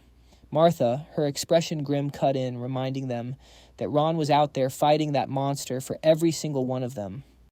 He's still fighting, even with a busted arm and cracked ribs, she yelled. He's still fighting, even with a busted arm and cracked ribs, she yelled, her voice dripping with frustration. "Do you guys really have the nerve to complain when you haven't even lifted a finger? So what's the plan? Are we all just going to lie down in our coffins and pull the lids shut?" Byrne clenched his fist, admitting, "She's right. We can't give up hope," he declared. "We have to hurry. Crane is already leading reinforcements our way. Help will be here soon." He was about to say more, but one of the party members spotted an ogre and shouted, "What's that doing here?" Byrne spun around, his face filled with dread as he wondered, why would an ogre show up here? Then someone looked in the other direction and yelled that there was another one. They were completely surrounded by ogres. They were trapped. Where in the world did these things come from? A horrible thought struck Martha. This can't be. Those psychos from Eden can control monsters. It all clicked into place. That maniacal blood demon was keeping Ron busy ignoring them because he had already sent his pets to hunt them down. One squad mate dropped to his knees in despair, saying, "This is it. We're all going to die before we can even fight back." But Byrne roared, "We can't give up. Our friend is out there fighting for his life. If we just roll over and die here for nothing, how are we ever going to face him in the afterlife?" Martha walked up to Byrne and nodded. "Finally, you said something that makes sense." Luna joined them, adding, "We need to get the civilians out of here and then go help him." He knew she was right. They had to hold the line. It was the only thing they could do for Ron right now while he was fighting all alone to save them. As they charged into battle, a sudden gust of wind drew their attention. Back at the fight, the demon stood calmly remarking, "You're a stubborn one, aren't you? You should just give up already." The protagonist glanced down at his shattered left arm, thinking how much it was holding him back. He briefly considered that if he just cut it off, he might be able to last a little longer. But still, why was he going through all this? Every single cell in his body was screaming in agony. Why was he pushing through a level of pain he'd never known, even in his past life, just to keep fighting this monster? The old him would have bailed a long time ago. Suddenly an image of Sylvia flashed in his mind, her hugging him, saying his name, and telling him she wanted him to prove to everyone that he was a swordsman worthy of defending the family's ideals. He remembered her words perfectly. And then there were his friends, the people he'd grown close to who were keeping him anchored here. There was Luna, who acted all cold, but was actually really kind. There was Byrne, who he clashed with at first, but who had really proven his worth lately. And of course, the blunt but principled Martha, Someone you could always count on. He'd be lying to himself if he said he hadn't started to care about them. He wanted to save this generation of incredible Zgart swordsmen. Wrath sneered, asking if all this was just a ploy to buy time for his friends to escape, while he wrestled with the demon's rage. Our hero got to his feet, sword in hand, and with a smirk said, "Glad you noticed." The demon stared at his back, remarking on his arrogance. "I'm getting real tired of you looking down on me," he growled. "Do you honestly think you can just get your body back after you destroy me and then go running after your little friends? Besides," he mocked, "how are you going to do any of that when you can barely even stand?" Overwhelmed by excruciating pain, he collapsed to his knees and let out a blood-curdling scream. Wrath declared that the moment he gave in to his rage, the fight was already over. He might have a resistance to being possessed, but once he lost control, there was no coming back. The demon sneered at him, remarking that it looked like he'd finally hit his breaking point. Then a wicked idea popped into its head. It would go slaughter his friends first and deal with him later. Now that sounded like a fun time. It cackled, wanting to see the look on his face as it lopped off their heads right in front of him. Ron glared back, thinking to himself that regular trainees wouldn't stand a chance against a berserk blood demon. He had to hold the line here until everyone else was safe. The monster paused as Ron declared his name, revealing he was a descendant of Glenn, the Northern King of Destruction. He vowed that one day he would become the greatest swordsman on the continent, and as long as his heart was still beating, he wouldn't let the demon take a single step past him. The demon eyed him with a hint of surprise, admitting that for a kid like him, he had an incredible will to fight. Calling him weak would just be wrong. Maybe it was fitting to show a little respect for such a warrior. It would remember his name. It then began to wind up for a massive punch, and Ron knew he wasn't strong enough to dodge the incoming attack. But just then, a fierce gust of wind swirled around him. Rimmer suddenly appeared, standing in front of him, and effortlessly blocking the punch with his sword. Ron smiled in relief upon seeing him, commenting that he was a little late. Rimmer just grinned back, apologized, and casually said he'd overslept a bit. He told Ron to leave this monster to him. The demon stared at the newcomer, recognizing him as the magnificent Sword Zgart. Rimmer stood there coolly and called the demon Baldy. He remarked that it had been a while, and after all, he couldn't just stand by and watch some freak take out the family's young prospects, now could he? As he spoke, the demon began channeling energy into its fist. It sneered, "Who would have thought a warrior of your caliber would be stuck babysitting trainees? It seems your clan doesn't value loyalty at all." Right after that, they lunged at each other simultaneously. The demon noted that Rimmer could barely parry a blow like that. Its gloating continued, saying Rimmer's balance was off, confirming the rumors about his energy core being shattered were true. But Rimmer just smiled back, advising the demon to fire its informant. "As usual, you're working with old news," he quipped. "I've been out of commission for ages, but the rumors are only just now getting to you." The demon shot back that Rimmer's current state spoke for itself. Before, a single swing of his sword carried the stench of death, but now he could barely stir up a light breeze. "You'll never beat me like this." It roared, lunging forward with a powerful punch only to hit empty air. Rimmer, having dodged with a smirk, called the move pretty rude. Ron watched them fight, marveling at how his instructor moved through the air with such agility, like a leaf, dancing gracefully on the wind. His movements were so flawless it gave him goosebumps. If Rimmer was using his full power, this fight would have been over in an instant. Why was he dragging it out? Maybe he wanted Ron to watch. That had to be it. Just like before, he was intentionally demonstrating his sword techniques. Was he really giving a lesson in a situation like this? It was just unbelievable. Rimmer dashed toward his opponent, taunting that for all its tough talk, it couldn't even beat him in his weakened state. "At this rate, you're going to lose that silly helmet," he teased. This enraged the demon, who unleashed a flurry of rapid punches, screaming at him to shut his mouth. "Stop screwing around and fight me for real," it bellowed. Rimmer's expression turned calm as he thought to himself that it was probably time to end the games. He'd pushed his luck just about as far as he could while messing around. He called out to Ron, telling him to watch very carefully. "This is how the Zgart family fights," he declared. "You'll need to learn this." Then, raising his sword before him, his expression turned deadly serious as he unleashed Swordfield Release Eye of the Storm. Instantly, a ferocious wind erupted around him. The demon stared in shock, thinking, a raging storm trapping its enemy in the center. It's a barrier of pure aura that will shred anyone who tries to pass through it. He'd made sure there was no escape. In that case, the only option left was to charge the storm head-on. The demon charged, screaming that it would kill him. Rimmer also rushed forward, and the two of them clashed in a simultaneous, devastating attack. After the impact, they stood back to back, and the demon realized that Rimmer had concentrated all the wind from the storm's calm eye into his blade, a move that had completely nullified its own power and aura. Of course, that's a sword field, no doubt about it. But how could someone who isn't a direct Zgart descendant possibly create one? With a faint smile, he explained that it wasn't actually a sword field. He had just whipped up something similar by borrowing a little power from nature, a specialty of the elves. The demon admitted he understood the situation. Even old and weakened, a tiger is still a tiger. His only regret was not being able to finish that guy off for good. The demon knew he had to be destroyed. It was crucial for achieving his goal. But Rimmer, with a calm expression, vowed they would never allow the young king to fall to someone like him. The demon conceded that the boy definitely had the qualities of a king, but Rimmer knew his group also had the talent to match a monster like that. He declared that victory was theirs today, but right after blood burst from his wounds and he began to collapse. He then went over to our hero and asked if he had considered all the angles. As a member of the Zgart family, he would eventually have to learn the sword field. It's not like mages who create barriers with mana. This field is formed by projecting pure aura. The sword field demands experience, incredible skill in wielding aura, and of course, a natural-born aptitude. Since he's a direct descendant, he's more than capable of mastering it. Until that day comes, he needs to train relentlessly. He then glanced over his shoulder with a happy smile and asked, "Were you guys watching too?"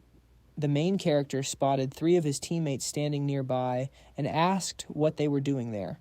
They were absolutely thrilled to see him alive and rushed over, shouting his name. They exclaimed how relieved they were that he was okay and immediately asked about the state of his wounds. Rimmer watched them from the sidelines, thinking that the price for his power was finally coming due. For someone who isn't a direct descendant of Zgart to use the sword field, a whole list of conditions has to be met. Experience is definitely important, but so are attribute affinity, stamina, and vitality. The true price for using it is one's own life force. Even with his damaged energy core, he had unleashed the sword field by sacrificing his own lifespan. A gamble like that was bound to leave a permanent mark on his body. It's not like he regretted it for a second. What he had witnessed before jumping into that battle was definitely the birth of a new king. In that very moment, he had made his decision. He would serve this child as his lord. With a shattered energy core, his life had been slowly dimming. However, thanks to these kids, everything turned around. His world was suddenly sparkling with new colors. He didn't regret it in the slightest, even if it meant his own life would be cut short. Before he finally hangs it up, the only thing he wants to see is that boy become a king. Sometime later, at the Zgart family's main estate, Glenn demanded that the elf repeat himself. He asked, "So you're claiming that Rayon confronted the mad blood demon?" Rimmer let out a laugh, saying he knew Glenn would be surprised. That was the whole reason he'd hurried back to deliver the news in person, to see the look on his face. The head of the Zgart family bellowed at him to stop clowning around and get to the important part of the report. Rimmer confessed that he hardly believed what he'd seen himself. However, he swore that he was telling the truth and not trying to deceive him. Plus, he wasn't the only one who saw it. The trainees from the 5th and 6th training grounds saw it all. Even the residents of Cebu village can confirm his story. Rayon fought the mad blood demon completely on his own. Glenn noted that a monster of that caliber was comparable in strength to a swordmaster.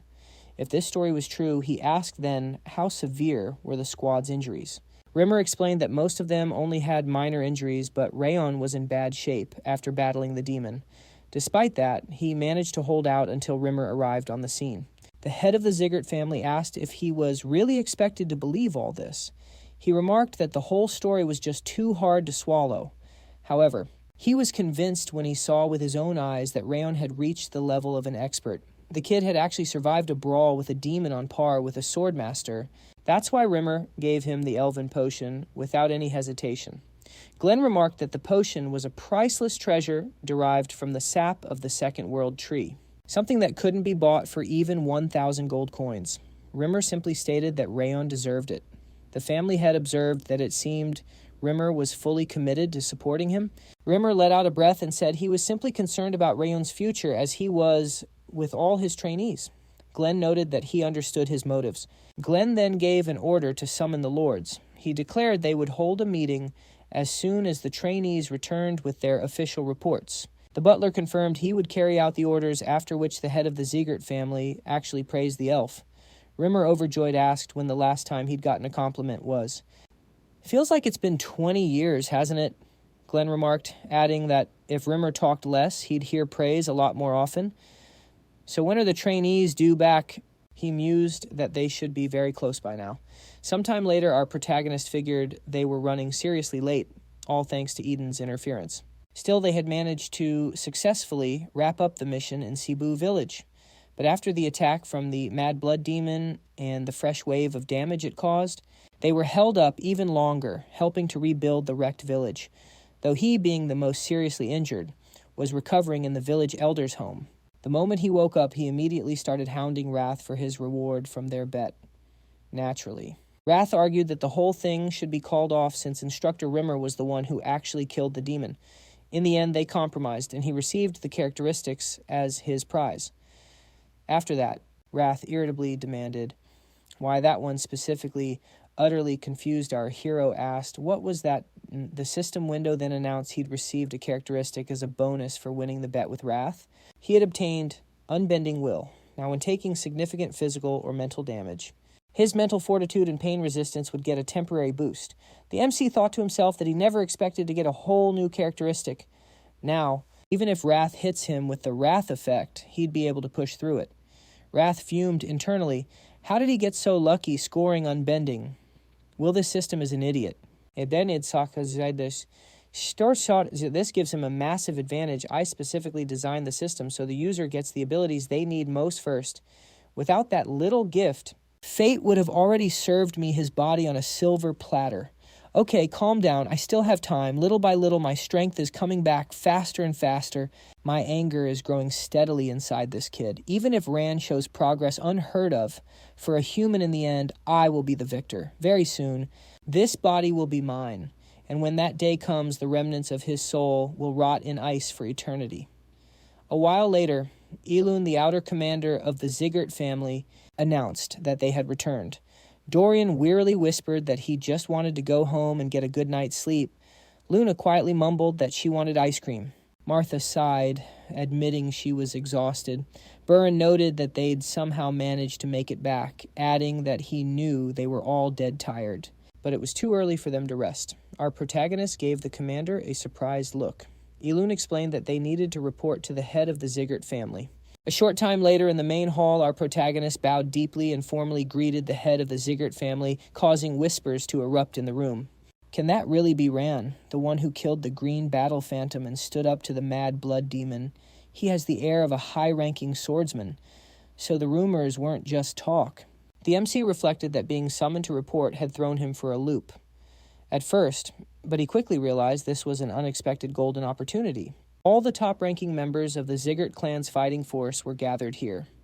He'd come to a critical realization during this mission at his current rate of growth. He'd be relying on pure luck in future fights against stronger enemies. This meant he urgently needed to find another way to get stronger fast. Currently, not just the family head and his cronies were in the hall, but the leaders of the clan's main bloodline were present as well. This told him Glenn was not underestimating the gravity of the situation. On top of his sharp insight, he was the kind of leader who always gave credit where it was due, which meant this was a golden opportunity for our hero. To get stronger, he needed to prove his worth and mastered new techniques. Glenn addressed Ron, stating he'd heard he played a pivotal role in the incident. He was ordered to report every detail. The protagonist began explaining that the moment they set foot in Cebu village, they received a warm welcome from the townspeople. However, the peace was shattered when a green battle phantom attacked, searching for the Goblin King's Mana Stone. Just when they believed the mission was over and were about to head home, a mad blood demon appeared on the scene, likely because he'd lost contact with his subordinate. He knew that trying to stop the demon with all the trainees would result in catastrophic losses, so he chose to become the bait. Karan, however, shouted in frustration, "How dare he spin such a yarn in this sacred hall? Does the patriarch actually believe this nonsense? He's only 15 years old, yet he survived a green phantom. And now he claims he successfully lured away a mad blood demon. He's clearly making it all up." The protagonist simply turned to Dorian and said, "Show them." Dorian announced he would now present the proof. A moment later, everyone recognized the items: the severed hands of the green battle phantom and the silent blood demon. It was undeniable. Everything he said was true. Our hero then addressed the leader. "This may be presumptuous, but I request permission to draw my sword." Glenn granted his request. Ron drew his blade from its scabbard, unleashing his power. The crowd gasped in astonishment. That's sword energy, and those flames are incredibly intense. 10 years ago, during the determination ceremony, his mana was considered mediocre at best. Could this truly be the same person with that kind of power? It was actually believable that he could defeat the green battle phantom. The protagonist asked coolly, "Is this proof enough?" Curran could only think, that damn half-breed. If he had truly reached the expert level and brought back trophies from the scum of Eden, there was nothing left to argue. The head of the Zgart clan declared to all the trainees, "You have all performed an amazing job. Ismialf Gio." Glenn's uncharacteristic praise left everyone in the room completely floored. No matter how difficult the mission his subordinates completed, Glenn would normally offer only the slightest commendation. For the first time in decades, he used the word amazing. It was so overwhelming that several trainees were moved to tears. After that, he presented the Goblin King's Mana Stone and detailed the goals of Eden that they had managed to uncover. In the end, every trainee received a bronze medal, and Rayon was awarded a silver one. Before leaving, the protagonist couldn't help but think, was I really expecting a huge reward for nothing? He had secretly hoped for something more than a silver medal, especially after exposing Eden's sinister plans. It seemed no new combat techniques were coming his way. At that, Wrath chimed in that he couldn't believe Rayon got nothing substantial for providing such valuable intelligence. The leader's foolishness is beyond description. Our hero thought to himself that if he had received the Thousand Lights technique, he'd have to admit he was getting his hopes up. But now it was all pointless. Just then, Rayon approached Rayon and said he needed to speak with him. The protagonist thought, "What's going on?" and asked, "Would you be able to come to the annex building around midnight tonight?" The protagonist asked for the reason. Rowan smiled, explaining that the patriarch himself had requested his presence. He was most likely going to receive a private additional reward. A short while later, Helen announced that the young master had returned. Sylvia called his name, her voice filled with concern. "I heard the rumors that you ran into Eden.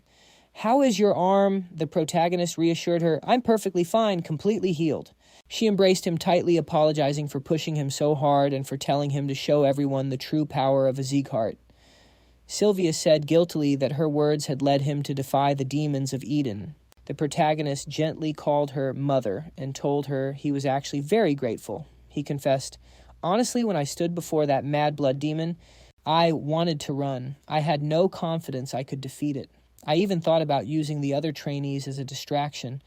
But in that critical moment, I remembered your words. You said you would be happy if I lived my life as a swordsman of Zgart. Those words gave me the resolve to stick to my path, no matter what. The only reason I stood my ground was because of what you told me."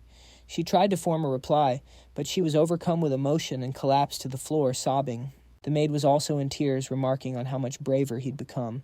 Utterly confused, the MC yelled out, "What's gotten into them?" As night began to fall, Rand asked what had happened while he was away on his mission. Judiel explained that she'd been summoned back. An order had arrived from the central hall. She was convinced they were planning to get rid of her. Seeing the sorrow on her face, the protagonist figured this was almost certainly a punishment. She hadn't told them he'd reached the expert level in swordplay, nor had she mentioned what went down in the audience hall. He realized he couldn't just leave Judiel to die. Besides, this double agent could still be useful to him. The protagonist addressed her by name, telling her that if she wanted to live, she had to do exactly as he said. She just stared at him, completely surprised. The MC laid out the plan she couldn't go back. Instead, she needed to send a letter informing them that she was now Ron's personal lady-in-waiting. She was to write that his mother, worried about his physical condition, had personally appointed her to the position. That way, they wouldn't dare touch her. He figured they might even think this new role would make it easier for her to gather information for them. He added that if she ever felt they were starting to doubt her, she should drop the bomb that he had almost fully recovered. Only the current leader and the Rimmer instructor knew about this, so it would make them believe she was still a valuable asset. He told her if she was on board, she should send the letter immediately, and to act as confident as she possibly could. Judiel replied that she understood everything perfectly. Right after Wrath pointed out that her every move screamed fear and hesitation, questioning why Ron needed such a useless spy. But Ron countered that she wasn't without her talents. Judiel could serve as excellent bait to lure out Karen. The protagonist then mused to himself that he saw a bit of his old self in her. He couldn't just stand by and watch someone get used and then tossed aside. Gazing out the window, the protagonist asked, "So what's on the agenda for today?" A short time later, the MC triumphantly approached the head of the clan, announcing that he had come as ordered. Glenn waved it off, saying they could skip the formalities. He wanted to get straight to the point. "What kind of movement technique did you use on that mission?" Ron wondered why he was suddenly asking about that. Cautiously, the protagonist answered that for a martial artist, footwork is a matter of life and death. He explained that he'd simply used a basic technique, the river step, which is taught to all beginners. The clan leader acknowledged that while the technique had its uses, even at higher levels, it was far too simple for a master and practically useless against truly strong opponents. "This is perfect." He had just decided on the reward for exposing Eden's motives. Glenn announced that he would personally teach Ron a more fitting movement technique. The protagonist was floored. He couldn't believe it. The great Glenn was going to teach him personally. Glenn then warned him to watch very carefully, because he wouldn't be repeating himself. As the clan leader readied himself, the MC realized this was it, the movement technique of the continent's strongest martial artist. This was a once-in-a-lifetime opportunity. He had never witnessed anything like the moves Glenn was demonstrating. They were smooth, yet fast, powerful, yet subtle. Nowhere else on the entire continent could you find such free-flowing and sweeping footwork. He'd only been watching for a moment, but the steps were absolutely mesmerizing. He knew he could never have figured this out on his own, even with the Ring of Fire cranked to its maximum. Glenn called this technique the Step of Supreme Harmony. A system window popped up, reporting that the Ring of Fire had detected the Step of Supreme Harmony. The first stage of the technique, True Paradise, had been successfully learned. Afterward, the clan leader asked if he'd been able to follow the technique. Apologetically, Ron admitted that his current skill level wasn't high enough to grasp the whole thing.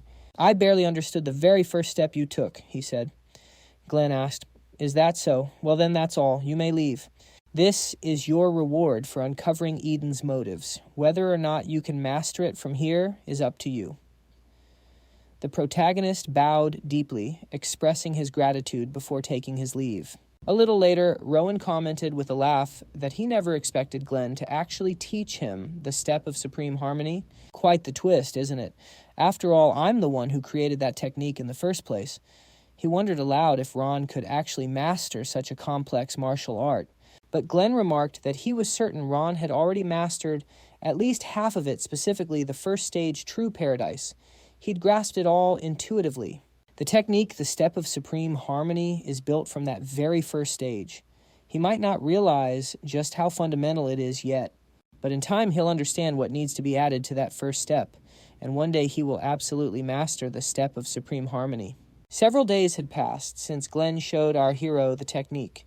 The protagonist kept training with the system's help, but he just couldn't master it. After Wrath snidely remarked that he'd already told him such a technique was beyond his reach, the MC thought in frustration that he expected to get it after a few tries, but it was still no good. "Ran," Sylvia shouted, hopping over the fence. "What are you doing out here? You need to rest," she insisted. Ran was taken aback. Did her power core really get damaged, he wondered. She huffed indignantly. "You made a promise." He'd promised to rest until he was fully healed, and now he was trying to calm her down. He couldn't help but think his own mother was way scarier than any demon lord. In the end, learning the Step of Supreme Harmony had to be put on the back burner, and even when he tried to practice the technique in secret, Helen and the other maids kept a close watch on him, making sure he couldn't practice. Rayon thought they were going overboard, but to be honest, sometimes it was actually nice to just kick back and relax. Suddenly, a maid rushed in to announce that Ron Zgart had arrived. The protagonist thought, that's supposed to be Baldur's son. The one who's Glenn's fourth son, right? When he asked what Ron was doing in the annex, the maid stammered in fear that she had no idea. It turned out, however, that Ron had already started getting rough with the mistress and the maids upon his arrival. The protagonist's expression darkened as he listened. A moment later, Ron was complaining that an important guest had arrived, Yet, not only were the servants completely disorganized, but they were also claiming they never received a letter about his visit. Sylvia calmly pointed out that they hadn't, in fact, received any letter. He shot back irritably, asking if she was calling his head butler a liar, or even worse, suggesting that he himself was lying. She quickly clarified that wasn't what she meant at all and pleaded with him to wait just a moment, promising they would get everything ready immediately.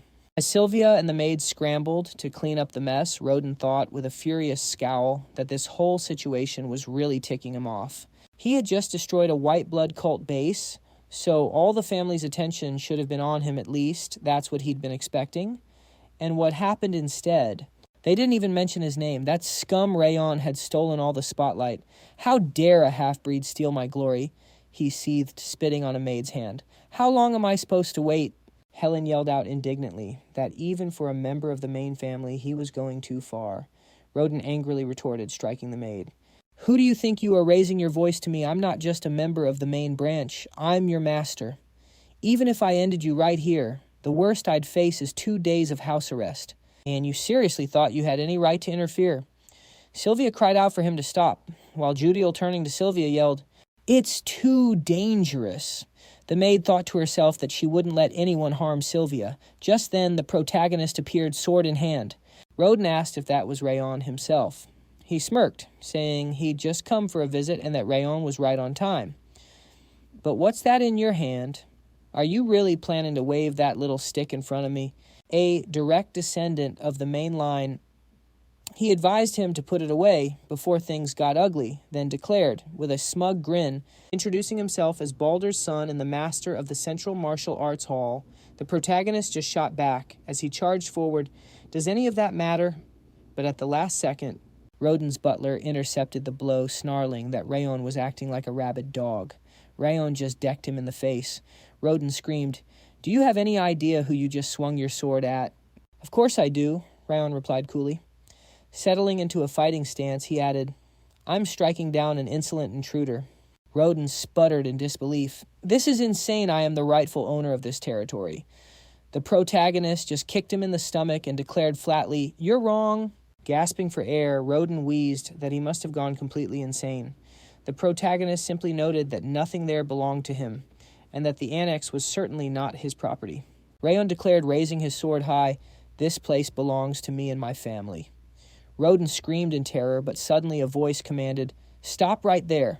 Judging by his uniform, he's from the Heavenly Sword Order, Rayon thought. What's a swordsman under the direct command of the family head doing here? Roden shouted, You're from the Heavenly Sword Order. Then you must execute this piece of trash immediately. This half-breed dared to attack me, a direct descendant of the family head. The swordsman pointed out coolly, We only obey the direct orders of the clan head. You should calm yourself as well. Roden yelled in shock, What do you mean? How can you, one of the family's guard dogs, disobey me? His butler quickly whispered that he needed to back down. Making a scene in front of a swordsman from the Heavenly Sword Order will only make things worse for you. Roden gritted his teeth in fury, and before storming off, he said, turning to Rayon, I won't forget what happened today. Just you wait. You'll soon realize you should have never dared to cross me. He vowed to make him suffer a humiliation and pain far worse than death, while Helen apologized to her mistress. She felt she hadn't done her duty, and that it was all her fault, but Sylvia insisted she was mistaken, telling her she had acted with incredible bravery and done nothing wrong. Sylvia told her not to worry, and that she would handle it, but Rayon stepped in, declaring he would take care of the situation himself. He explained that this was far more than a simple provocation, and asked them to leave it all to him. They just needed to trust him. The following day, Glenn bid them to rise, mentioning he'd heard rumors of a disgraceful incident the day before. Rayon confirmed that the rumors were true. Roden claimed he had sent a letter announcing his visit, yet not only was the annex unprepared, but its residents also had the audacity to be insolent towards him. He continued whining that the lunatic Rayon had even attacked him and his butler and that he could have been killed. Rayon thought to himself that Roden was a much better actor than a swordsman. He was the complete opposite of what Judiel had described. Addressing the family head respectfully, Rayon stated plainly that Roden was lying. The memory of Roden's furious screams and humiliating actions was still fresh in his mind, especially when he grabbed his collar and called him scum. Enough! Glenn commanded, adding menacingly, "Have you both forgotten where you are?" The clan had then noted that since their stories didn't match, he would have to call a witness to sort things out. At that, Rayon stepped forward, introducing himself and greeting the head of the clan. Glenn instructed him to recount what he saw. Rayon explained that while young Master Rodin claimed to have sent a letter, no such letter had ever arrived at the annex. He testified that Lady Sylvia and her maids were tending the garden as usual when Rodin suddenly barged into the annex and started causing a scene. Rayon was completely taken aback. He had fully expected Rayon to side with a direct descendant over the so-called worthless occupants of the annex. However, the man was telling the absolute truth. Glenn then turned to a terrified Rodin. "It seems things weren't quite as you described it. Did you lie to me?" Rodin desperately yelled that the real issue was a member of a collateral branch attacking a direct descendant, an incident that could destabilize the entire family hierarchy. Glenn acknowledged that it was indeed a problem, and since both parties had acted improperly, they would both receive a fitting punishment. "Judge, surpass, words, just a punishment." Rodin shrieked, arguing that letting Rayon live would only cause more problems for the family down the line. Rayon declared to the clan leader that he would accept any punishment with dignity, but that there was one thing he needed to do first. "And what is that?" Glenn asked. Rayon explained that Rodin had publicly humiliated his mother and assaulted the maids, and yet he had not answered for his actions. The clan leader, clearly displeased, reminded them, "I have already said both of you will be punished. Do you truly wish to continue this conflict?" He then unleashed his powerful aura. "Do you have any idea who you are dealing with?" Rayon felt as if the entire hall might collapse under the sheer pressure of his presence. Rayon acknowledged his power, but replied, "I do. However, the leader himself said that we stand on the sacred ground of swordsmen. I agree with the philosophy that a swordsman should let his blade do the talking. Therefore, I ask that you permit us to have a duel."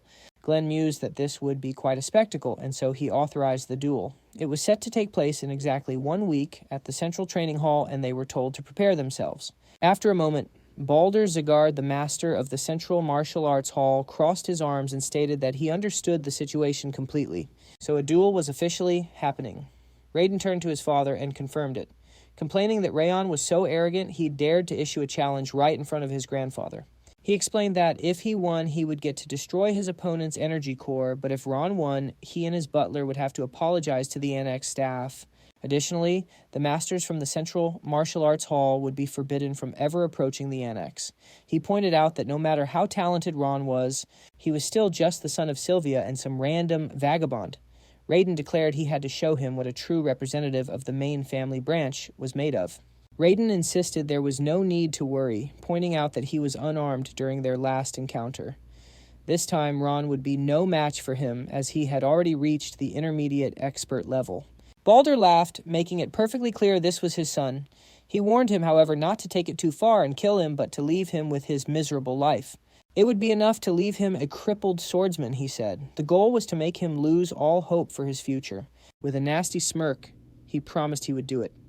Sometime later, the protagonist was training in the garden while Sylvia and Helen watched him from a window. The maid mentioned that the young master had challenged Rodin to a duel, and she worriedly asked if he would be all right.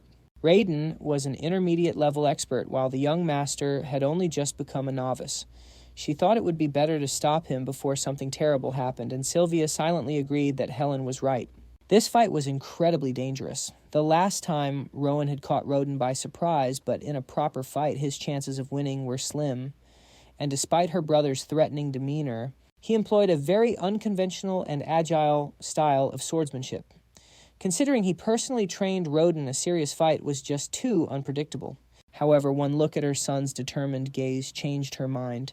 She declared that they just needed to believe in him, prompting Helen to shout, "Are you sure we can just leave things like this?"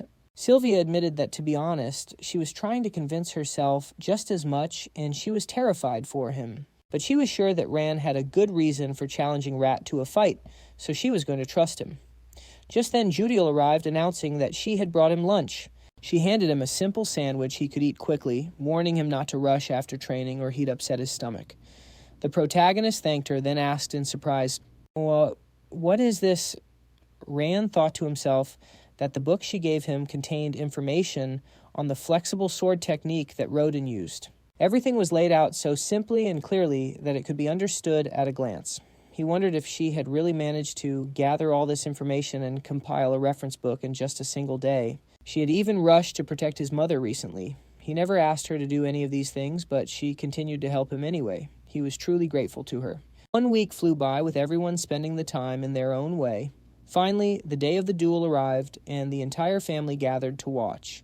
Ren thought with a smug smile that he had been waiting for this day for a long, long time. Round had no idea just how badly he wanted to finish him for good. He planned to disfigure his body so badly that he would never be able to lift a sword again. The referee announced that if they were ready, they should step into the arena. Raiden sneered that he was eager to see the pathetic look on the loser's face. The protagonist retorted that he wouldn't be able to see his face. The referee then announced that the duel could begin. "Maybe you should stop acting so smug," Raiden shouted with a smirk as he charged. But after his opponent used some kind of skill, he suddenly vanished, leaving Raiden to wonder where he went. The protagonist appeared directly behind his opponent and stated, "This is your first death." Raiden was in absolute shock, thinking, "When did he manage to get behind me?" The MC furiously remarked as he cocked back his fist, "Today, you'll die as many times as you deserve." With that, Rayon smashed his fist into his opponent's face with all his might, making him think, what was that? He couldn't track a single one of his movements. What did he do? As he lay on the ground, the protagonist asked, "How long are you going to lie there? Get up already." "This is for lying about the letter you sent," he declared. Enraged, Raiden shouted furiously as he scrambled up, swinging his sword wildly. "You arrogant piece of trash," Raiden seethed. "You'll regret not finishing me when you had the chance." As they charged at each other, Raiden suddenly wondered, in surprise. Where did he go again? He was sure he'd only been grazed. "I'm over here," Rayon said coolly, smashing the hilt of his sword into Raiden's face from the left. "That's for ruining the flowers my mother grew." Rayon then cracked him in the face again. "And that's for trampling on them." Then Rayon landed a solid punch to his jaw. "And this one is for laying a hand on Helen." Raiden's mind reeled. What is happening? This can't be real. This trash should only know the basic flexible sword and river step techniques. He's just a low-level expert. He has to be weaker than me. So why am I losing? Helen watched the duel alongside Sylvia. The young maid thought to herself, Lord Rain could have ended this fight with a single blow, but he was intentionally letting his opponent get back on his feet. It was almost like he wasn't fighting to win, but to make a statement for them.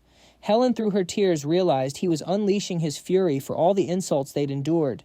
Even though she was just a maid, treated as less than human in this place, utterly governed by bloodlines, Rand had challenged and utterly demolished a direct descendant. Watching her son Sylvia thought about how her father only ever valued raw power, a trait that was slowly stripping the humanity from this family day by day. She'd never truly felt like she belonged. Despite being a direct descendant herself, she couldn't handle the crushing pressure and eventually ran away, refusing to face reality. But maybe, just maybe, it was for the best. Now she could see a new path, a way to use her own power to shatter the oppressive order of this hopeless place. Her own son, Ran, had shown her this path. It doesn't matter how weak you are physically. What truly matters is the strength of your spirit. No matter who you're up against, you have to fight until the very end. After a few moments, the judge announced that Raiden could no longer move. The duel's winner had been decided. The victor is Rayon Boulder, shouted, turning to his son and roaring that he had disgraced their entire family. Rimmer, however, joyfully screamed that he knew Rayon would win all along. Dorian yelled that this was exactly the performance he'd expected from him. Huna shouted his name in triumph. Martha and Byrne both yelled that they knew he would win. At this time, the head butler reflected that in all his long years of serving the Zgart family, this was the very first time he had ever seen everyone so openly support an indirect descendant, completely ignoring his station. Glenn mused that earning such praise from one's allies regardless of status was an impressive sight. However, what truly stunned him was that during the fight, despite the boy's apparent lack of skill, he managed to execute the step of supreme harmony. This was a footwork technique that Glenn himself had developed through long years of ascetic training. A normal master could spend half a lifetime trying to learn that technique, yet Ran had seemingly picked it up in just 1 week. And on top of that, he was commanding this level of support at such a young age. Their family had always prized strength above all else. It was essential for survival in the world of aristocrats. Even he felt powerless to change this way of life. As an indirect descendant himself, Rayon had personally felt the injustice of this system. However, perhaps this boy would be the one to finally change the very foundations of this family. Rising from his throne, he declared that the result of the duel was settled. All that remained was to carry out the agreed-upon terms. Following this, the head of the family turned to his butler, ordering him to use any excuse he could find to slash the Central Martial Arts Hall's budget in half. The butler, with a sly grin, promised to carry out the order. After that, the terms of the duel were immediately enforced under Glenn's strict supervision. Raiden was forced to publicly confess his misdeeds. He got on his knees and apologized to Sylvia and the maids, and then Glenn. By the decree of the family, Head forbade anyone from the Central Martial Arts Hall from setting foot near the annex. The maids could finally let out a collective sigh of relief as their tense faces broke into joyful smiles. When the whole affair was finally over, they all headed home together. At the main gate, a beaming Sylvia grabbed Rand's hand and asked when on earth he managed to get so strong. She was more than just pleasantly surprised. The young hero snapped that she didn't need to hang on him so tight, promising he would explain everything later. Just then, the swordswoman remarked how he was suddenly acting more like a kid, a complete 180 from the impression he gave earlier. The sorceress piped up that Rimmer said it was thanks to the strength he displayed, that Rayon survived the fight with the mad blood demon, and she figured that was probably true. The fighter added that the moves he pulled off were close to perfection. That kid has extraordinary talent. She stated that it would be a huge mistake not to recruit him for their squad. He remarked that he wouldn't mind scooping him up for his squad, the Black Tigers, after graduation either. The swordswoman told him to forget about it. She insisted it was too soon to place that kind of responsibility on his shoulders. The sorceress then pointed out that the trainees of the 5th training hall had very little time left until graduation, and they'd get to decide for themselves which squad to join. They all agreed that this boy was in a league of his own. However, he wasn't the only standout in the 5th training hall. There was also Martha and Burr, as well as Luna. All three of them would be a perfect fit for any squad they ended up in. I mean, they were all seriously strong and skilled trainees. This upcoming selection ceremony is shaping up to be a real show. A little later, back in our hero's room, Judiel asked him if he'd planned that whole duel demand from the start. The MC admitted that, yeah, pretty much. He was, at the very least, sure he was going to win. She sighed, saying he was a genuinely scary guy, but still way kinder than most of the people around here. Rowan then asked, "So, I'm kinder than the rest, huh?" Judiel just smiled, saying she was truly grateful that he'd saved her from Karen back then. And with that, she took off telling him he needed to get some rest. Our protagonist thought to himself that her expression seemed completely genuine. It looked like her attempts to protect Sylvia and her reaction to everything were the real deal. Maybe he ought to tell her he'd made up that whole story about the rampaging worm. A while later, over in the main hall, Rimmer cheerfully greeted the clan head. Glenn immediately asked where he got his hands on so much gold. Rimmer explained he'd made a bet with that loser. Well, he meant to say with the master of the Central Martial Arts Hall, and it was all thanks to Rayon. On top of that, he'd scored a massive stash of enhancement pills for the 5th training hall. Glenn couldn't help but think the instructor was just cashing in on his son. The clan head said he was positive Rimmer wasn't just there to flaunt his new wealth. He told him to just spit out the real reason he came. Rimmer said, all right, and that he'd get right to the point. He had a proposal. Glenn asked what he was getting at since he'd already given him complete control over the training. Rimmer clarified that this proposal wasn't about the training itself. He was asking for permission to change up the procedure for the trainees' graduation exam. The clan head asked, "So you want to change the exam?" He told him to explain it in more detail. Rimmer explained that as it stood to pass the exam, a trainee either has to get the instructor's approval or win a duel against another trainee. However, the current batch of trainees fought the Owen Knights, and on their second mission, they took lives putting their own on the line in a real-deal fight. They've already reached a level far beyond what you'd expect from trainees. And that's why the 5th training hall needs a completely new kind of test. Glenn found this proposal pretty interesting. Rimmer said he wanted to make it a survival test, thinking their precious Zgart bloodline wouldn't be much help. If they can survive out there with no help from anyone, they'll prove they're worthy of becoming true knights. Rimmer then asked, "Now isn't that a fantastic proposal?" Glenn gave him a thoughtful look. and said he'd changed. Rimmer, confused, asked, "What are you talking about?" The clan head pointed out that after the day his energy core was shattered, he'd basically retired and stayed out of the spotlight for a long time. But now, after meeting this year's crop of newcomers, he wasn't so listless anymore. In fact, he was full of passion and energy for teaching. Rimmer claimed that kind of talk was just making him blush. Glenn's expression brightened considerably, and he noted that he completely agreed with his own assessment. It was as if Rimmer had just uncovered a hidden talent for mentoring. Who knows, maybe the day will come soon when he places someone he personally trained in the clan leader's chair, someone he raised with his own 2 hands. The clan head asked, "Are you talking about Rayon?" Rimmer shot back, "Who can say for sure? It could be Burr Martha or even Luna." Glenn smiled, finding the whole thing amusing. He gave Rimmer 1 week to prepare the entire exam program. If he failed, this whole conversation would be off the table.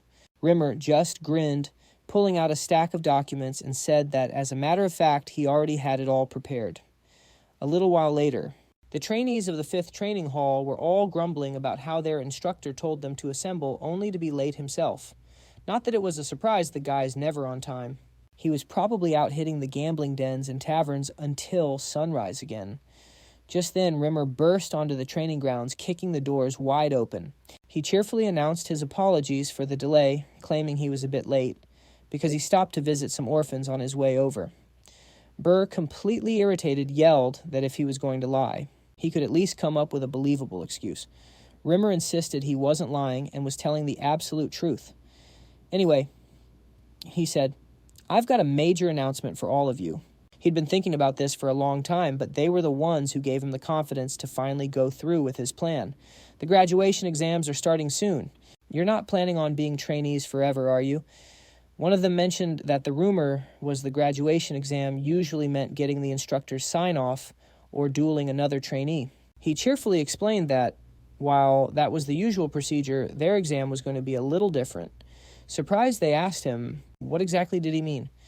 Rimmer pointed out that they'd already gained plenty of experience sparring with the Owen trainees and even got real combat experience with the South-North Union. Even though they were only privates, they had even managed to survive Eden's surprise attack on their last mission. That was why, instead of some pointless duels just to get an instructor's approval, they would be sent to explore the world on their own and discover new things. The instructor announced with a grim smile that the theme of this graduation exam was survival. For 1 month, they would have to set aside their status as Zgart's disciples and survive in various parts of the continent with nothing but the swords in their hands. Of course, for anyone who was scared, he had an alternative exam ready. Luna turned to Rayon and asked if he was going to participate in this test. The protagonist, of course, said he was all in. Hearing that, she declared she would participate too. Burren added that the instructor wouldn't hold a test like this without a good reason, so he was joining as well. Martha then said her whole life had been about survival, so she was more than ready for the challenge. Rimmer looked stunned, asking how not just Rayon, but all of them could make up their minds so quickly. Had they even considered where he was planning on sending them? He was particularly worried about Rayon since he was the top trainee. His decision would undoubtedly influence the others, and they would follow him without thinking. Rayon replied that he never expected it to be easy, but he doubted that the instructor would make this decision without thinking it through. After all, he had never given them an impossible task. Rimmer admitted he deserved praise for his insight, but that it wouldn't earn him any special treatment, and with that, he prepared to tell them where they would be going. Rimmer then read from the document, the Levin Desert for Burren, the Cyan Canyon, for Martha, the Kadam Jungle for Luna, and finally Haben Castle in the northeast for Rayon. Rayon was shocked, wondering what in the world that place was. The instructor explained that it was a perpetual battlefield where they'd have to fight off monsters pouring in from the northern sea and Mount Stalin every single day. The place was known as Hell on Earth, a place where you often didn't even have time to sheath your sword. It was going to be difficult for everyone, but it would be especially hard on him. They had 1 month before being sent out, so they had to prepare thoroughly. Sometime later in the garden of the annex, Helen asked Sylvia if she thought the young master was training too hard. He hadn't slept for several days, pushing himself relentlessly. Honestly, she felt it would be better for him to just give up on the exam. That place was far too dangerous. Sylvia said she agreed with her, but also knew this was a golden opportunity for him to grow. In addition, she believed he personally wanted to give it his all during the test at Haben Castle. Their job was to help him concentrate completely on his training. Afterwards, as the protagonist trained relentlessly, he reflected that ever since he heard the conditions for the exam, he had cranked up the intensity of his training this past week and was already starting to feel exhausted. But even with all this effort, he couldn't shake the feeling that something was missing. The monsters at Haben Castle are massive, with hides so tough a sword can barely even scratch them. Using the Zgart family's swordsmanship, which is perfectly balanced between offense and defense, would put him at a huge disadvantage. The Thousand Lights technique he uses is deadly, but it consumes a massive amount of aura, which would be a disaster in a prolonged fight. The Ring of Fire had made up for this weakness so far, but he couldn't rely on just those two techniques anymore. He had 3 weeks before leaving. His top priority was now to learn more about Haben Castle and find a way to improve his Thousand Lights technique. He needed a more aggressive sword style, and to develop it, he would have to give it everything he had. After a while, Glenn asked, "So, you want a new swordsmanship technique in exchange for a silver medal?" The protagonist confirmed that was exactly right. The clan leader remarked that how he chose to use the silver medal was his own business. However, he added, "Didn't you say you would use it for something else?" Rayon admitted that was true. He had been planning to use the medal to restore his mother's status as a direct descendant. Glenn then asked if, knowing what was at stake, he was still determined to use the silver medal for this. Ron mentioned that he'd learned a thing or two from the Cebu village mission and their last fight, and Glenn told him he was all ears. Ron explained that what he pulled off during the mission was a huge deal for someone his age and rank, but all he got for it was a silver medal, not the gold one he needed. He then brought up the real problem he'd mentioned before. He needed gold medals to restore his mother's status, and just piling up silvers wasn't going to do a thing for her. It made more sense to cash in the silver medals now to get stronger so he could actually earn those gold medals down the line. The clan leader, his aura flaring, confirmed that Ron's logic was sound, saying, "Take this. You're going to need it at Castle Haboon. If you don't trust it, pick something else." Ron read the title, etched on the book, Fangs of Madness. He thought to himself that at least Glenn wasn't cheap when it came to giving out proper rewards. Since Glenn had picked it out himself, Ron knew its power was the real deal. "I'll gladly accept it," Ron said respectfully. The clan leader told him to pour everything he had into learning it. Just as Ron was about to leave, Glenn stopped him, saying, "Hold on." He wanted to ask a question, seeing as Ron was seeking a new sword technique right before this mission. "You barely have a clue what's waiting for you. Aren't you the least bit afraid of Castle Haboon?" "You know, you could have just said no," Glenn pointed out. Ron replied that he'd figured something out after fighting the demons from Eden, prompting Glenn to ask what it was. Ron explained that a true life-or-death battle provides the kind of growth that could take years to achieve in a training hall, and he realized he needed trials that would push him to his absolute limits to get stronger.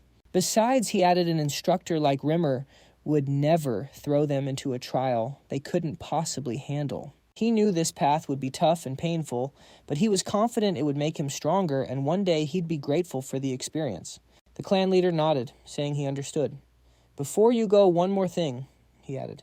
"Bending can be used in countless ways, so you need to start thinking outside the box." Ron thanked him for the advice. Just then, Rimmer, who had been hiding the whole time, popped out, exclaiming that this was exactly why he adored Ron. "He totally gets my intentions. There's nothing better for an instructor than a student who's on the same page. He's so unlike that grumpy Burr or that goody two-shoes Martha." Glenn shot back, "What kind of instructor are you bad-mouthing your own students?" He then added, "I have to admit, I'm surprised you decided to give him that technique. The Fangs of Madness, and that's easily worth a gold medal." Rimmer chimed in cheerfully. "Oh, your love for your grandson knows no bounds." The clan leader grumbled, "You talk too much." He then noted, "You've been quieter lately, I'll give you that. But remember, just as the name implies, that technique is a truly savage style." "So you think Ron can actually master it?" Rimmer asked. Glenn replied flatly, "I gave him the book, that's more than enough. Whether he masters it or not is entirely up to him." Rimmer just smiled and said, "You say that, but you're definitely going to help him out. Your love for your grandson is just so admirable." The clan leader's aura flared as he roared, "You've really gotten on my last nerve, and since you've suddenly become so chatty, "Oh, it must mean you're fully recovered from your last battle," Rimmer yelped in terror. "Wait, stop, I'm not fully recovered yet." Glenn raised his hand to strike, declaring menacingly, "You look like you recovered ages ago. I think it's time to teach you a lesson." Rimmer, completely stunned, screamed for forgiveness. Right after that, Ron heard a blood-curdling scream echoing from the hall. A little while later, back in his room, Ron wondered aloud, "So this is the sword technique I got for a silver medal. But man, this is way beyond what a silver medal should get you." Ron thought, looking at the book titled Fangs of Madness. Just like the name suggested, the style was like the bared fangs of a savage beast. You just charge forward with the single-minded goal of brutally landing a critical blow using a sword style that's purely intuitive.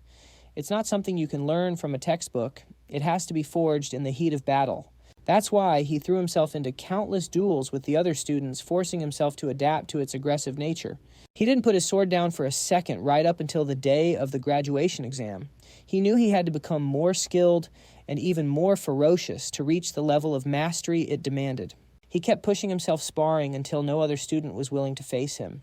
He finally managed to get a real feel for the Fangs of Madness technique just before his time was up. His training period was over, and the final night before the graduation exam had arrived. Judiel couldn't help but notice he was covered in bruises. He was obviously running himself into the ground for tomorrow's final exam. The mistress would absolutely lose it if she saw the condition he was in. The protagonist admitted that he might have gotten a little carried away, explaining that he had to fight daily to master the Fangs of Madness. He then asked her to patch him up somehow. She shot back, asking if she even had a choice. The protagonist told her there was something he needed to say before he left. Judel replied that she was listening to her master. The MC, closing his eyes, confessed that he'd lied to her about the frenzied worm back then. Judging by her reaction, he figured she might have already known. She confirmed that the thought had crossed her mind, although she wasn't certain. Ron pressed her, asking why she had ever doubted it. Judil explained that at first she truly believed he'd put the frenzied worm inside her. She didn't dare hope it could be a lie. Her only thought was how to survive the terror. However, thanks to the kindness of everyone in the annex, she slowly began to adapt. He also treated her like an actual human being, never demanding anything in return. He even helped her avoid raising suspicion at the Central Martial Arts Hall. After everything she'd been through here, she finally had a realization. The face he showed Sylvia and the look he gave her, it was all to protect the annex. And after realizing that the thought finally struck her, it occurred to her that there was no frenzied worm. Of course, it was just a hunch with zero evidence. But then why was he telling her the truth now? The protagonist explained that it was because she had changed. He admitted he'd been watching her closely this whole time, and he noticed the mask she always wore was finally starting to crack, revealing her true self. The day Roden showed up and went on a rampage in the annex, she risked her own neck to defend Helen and his mother, and that was a completely genuine act. And later he found information about Roden's sword style lying on his bed. That was her, wasn't it? He said it helped him out a ton. He thanked her for it. In response, she told him she has a younger brother. Judiel explained they were separated when she was sent away as a servant, and now she doesn't even know where he is. She had no choice but to follow orders because they told her it was the only way she would ever get to see him. With tears in her eyes, she said she was incredibly sorry. The protagonist swore that he would save her younger brother. He was positive that Karun wouldn't let him off the hook that easily. So they were bound to clash more than once, and in one of those fights he would demand her brother's return. He promised to do it as long as he was alive. Judel then asked if she could ask just one question. What would he do if she actually reported him to Karun? Why did he reveal the truth about the frenzied worm? The MC just smiled and said it was because he had faith in her. She admitted that was an unexpected answer. Ran then asked what she was going to do. Judiel declared that she would follow him. She told him he could call on her whenever he needed help. The protagonist said that while he was gone, he was leaving the annex in her hands. Kneeling, she vowed to look after the place. The next day arrived. The protagonist thought to himself that the night had passed, and he was now facing the morning of the graduation exam. Rumor had it that it was finally time for their real test. Their mission was to last 1 year in return. If they could pull it off, great success would be theirs. How about their representative gave a farewell speech? Rayon figured the instructor was just putting him on the spot again, something he really disliked. Following that, Rimmer declared that, as the saying goes, what doesn't kill a warrior only makes them stronger. It might have been a simple twist of fate, but they had all survived a real battle, and they had all stared death in the face and walked away completing their mission, which meant they had all grown stronger. They needed to keep getting stronger and bring honor to their family and the 5th training hall. The graduates roared back that they would absolutely return. The instructor watched him, thinking with a smile that he'd known from the very beginning that Rayon was no ordinary kid. However, his swordsmanship wasn't the only incredible thing about him. He was calm and level-headed far beyond his years. He possessed a powerful ability to influence those around him, and despite it all, he never grew arrogant about his accomplishments and always trained harder than anyone else. What he'd shown him in their last duel was incredibly close to a certain technique, the Fangs of Madness. He knew he'd never get tired of watching the boy, because he constantly shattered every expectation. Rimmer pointed out that he'd decided to challenge him right after taking down all of his peers, and he'd even managed to land a blow on his own mentor. What a brazen kid. He truly hoped he would make it back alive. It would be a real shame if they didn't get to witness the rise of a new king with their own 2 eyes. Just then, the protagonists announced that it was time to give their instructor a proper bow. With one voice, they shouted their respect, declaring they were eternally grateful to their instructor. Rimmer smiled and said he'd be waiting to hear of their great deeds.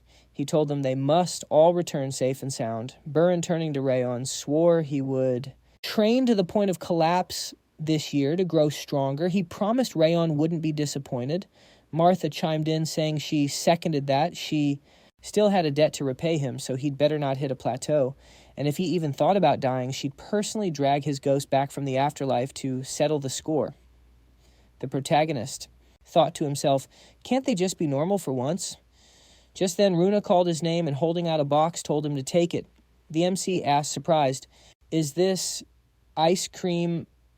He couldn't believe she was giving him such a treat. She assured him that she still had plenty, so it was no big deal. Rayon told her he was really grateful. He would definitely enjoy it later. Runa said she had to go, but told him to be careful. The protagonist promised that he absolutely would be. Afterwards, the protagonist turned to Dorian and said it was time for them to get going. Dorian asked in sheer terror why he was also being sent to Haven Castle. The MC dragged him along, mentioning that they had to make a stop along the way. Dorian asked, so where are we off to first? Rayon grinned and said they were heading to the merchant city of Cameloon first. They needed to get properly equipped before they started hunting monsters. A short time later, at the central market in the city of Cameloon, the protagonist scanned the area and thought that while the place was packed, there was nothing of real value. It looked like he'd have to visit the black market. Dorian protested that they weren't going anywhere like that. Was there really nothing good for sale here? Did this mean they had to venture underground? The protagonist asked if he knew about the city's black market. Of course, he replied. The MC pressed, but this is your first time here, isn't it? So how do you know about the black market? Dorian puffed up his chest and said that since he grew up in a merchant guild, he knew everything there was to know about commerce. Ron recalled his earlier suspicions, thinking that he'd guessed as much, but he really was from a merchant family. Since Dorian had brought it up himself, there was no longer a need to be discreet about his background. The protagonist smiled and said they should definitely check it out, then added that they'd have to use a secret entrance to get into the black market. Do you know where it is? The protagonist explained that the instructor had told him about it. Dorian mused that he'd heard there was gambling at the black market, so it made perfect sense that the instructor would know the way in. It was settled. That's where they were headed. After a bit, they concealed their identities with black hooded cloaks and found the secret passage which led them straight into the city's black market. Dorian exclaimed that the place was enormous, and surprisingly, it was much cleaner than the public market. Still, he wondered, will you find what you're looking for here? The MC noted, pulling out a booklet, that he was about to check the auction catalog and find out for sure. After that, they sat down on a nearby bench. Rowan figured he'd found his target. He learned the black butterfly was on the auction block for tonight with a starting bid of 10 gold coins. Hearing this, Dorian asked if he was actually planning to buy it. That was a hefty price. The protagonist had to admit Dorian was right. It would wipe out his entire travel budget, which was far too risky. He realized he needed to hit a pawn shop or somewhere similar to get more cash. "Let's go," the protagonist announced. When Dorian asked where to, the MC simply replied, "To the pawn shop." They had to offload a few items before the auction began. An hour later, an impatient Dorian grumbled, "Is he ever going to be finished? And why is he checking out every little thing here instead of heading straight to the auction?" Rowan, focused on an item in his hands, replied, "I'm trying to find something useful." Rowan figured he still had plenty of time before the auction started, so he might as well look around. Besides, now that he had some extra cash, he could actually do some shopping. Still, there wasn't much of use to be found. The black market was supposed to be full of undervalued treasures just waiting for a savvy buyer, but so far it was a bust. In any case, it was finally time to head to the auction. Suddenly, Rowan's eyes landed on a gleaming object, and he gasped in disbelief. Wait, could it actually be that thing? Our hero knew without a doubt this was the ring of the very first head of the Zgart family. He recognized it from the memories he'd accessed while studying the 1,000 lights technique. To think he'd actually find it here, of all places, Rowan picked up the ring and asked the merchant, "How much is this?" The vendor grinned, remarking, "You've got a good eye, kid. This little beauty increases your strength and clears the mind." The merchant purred, "I'll let it go for a mere 5 gold. Dorian practically screeched, "What 5 gold? Are you out of your mind? That's highway robbery. This piece of junk can't be worth more than a few silver coins." Dorian shot back, "You say it increases strength and clears the mind? But if an effect like that was actually worth 5 gold, then it would be sold in a proper magic emporium, not some back alley stall. Or does it boost your strength so much that it's worth 5 gold? Somehow I seriously doubt it. It's not like it can compare to an ogre's gauntlet or something. Heck, there isn't even a proper engraving on the thing. Look at this. It's just a simple pattern on a plain band. No artistry, no style. And look, it's even chipped. What is this brass? I wouldn't take this thing for free if I found it in the garbage. How dare you demand 5 gold pieces for this? We're not paying that. I'll offer you 1 gold piece. Take it or leave it." The merchant, looking pained, finally caved. "Fine. Sold." Rowan was seriously impressed with Dorian's skills. Inside, Wrath noted that the ring was clearly more than it seemed. However, he was a little creeped out by Dorian's sudden transformation into a master negotiator. Rowan thought to himself that while Dorian was an amazing bargainer, he really didn't have a clue about the true quality of the item. Regardless, it was an incredible find for him. Just then a masked girl appeared and asked, "Have you already paid for that ring?" Our hero confirmed that he had. "I'll pay you 10 times what you just spent," she declared, "no matter the cost. I want to buy it from you. Judging by your appearance, you seem to be an adventurer in dire need of coin. My offer should be sufficient." Dorian yelled in disbelief, "She's offering 10 times more." The merchant, seeing a huge profit slip away, wailed, "He bought that ring from me for only 50 silver. Is it really that valuable?" Dorian wondered aloud. He should definitely sell it for that kind of money. But Rowan knew better. This girl obviously understood the ring's true value. This meant the ring was probably worth at least 100 gold coins. With that in mind, the protagonist turned to her and said, "My apologies, but I'm going to have to refuse your offer." The masked girl immediately upped her bid. "Fine, I'll pay 20 times the price, 30 times. But Rowan was resolute, stating, "It doesn't matter, I'm not going to sell this ring." She then made a flat offer, 50 gold coins. But again, he refused. "It's not my policy to sell my personal items," our hero stated flatly. "I'm against it no matter how much you offer." At this, Sitar, her escort, stepped forward. "I have no idea who you think you are, but I advise you to be a little more humble. You'll run into serious problems if you continue to contradict the young lady," he warned. Rowan just scoffed. "And I'm supposed to change my mind just because your mistress is some big shot," he retorted. "I don't care about your background.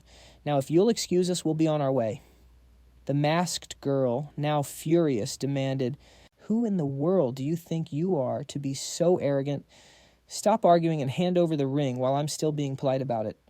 But our hero simply noted, looking her dead in the eye, "The only arrogant one here is you trying to forcefully take something from its rightful owner. So are you going to completely disgrace the honor of your noble house, or are we going to part ways peacefully?" he asked. She simply replied with a threat. You can't even begin to imagine how terrible this world can be. He really needs to consider why people bow to others, unless, of course, he wants to meet a sudden and inglorious end in some back alley. The protagonist shot back that if that's all she had to say, he was leaving. Annoyed, the masked girl snapped at Satar that they were going to the auction house right now. These counters are usually for people fresh from the pawn shop. If he's here, he's most likely planning to join the auction that's starting soon. We have to buy every single thing he tries to get his hands on, no matter what. A little while later at the auction, the auctioneer announced a winning bid of 70 gold coins for Data's necklace. He congratulated the new owner. The next lots are a silver monostone and a ring of violent flames.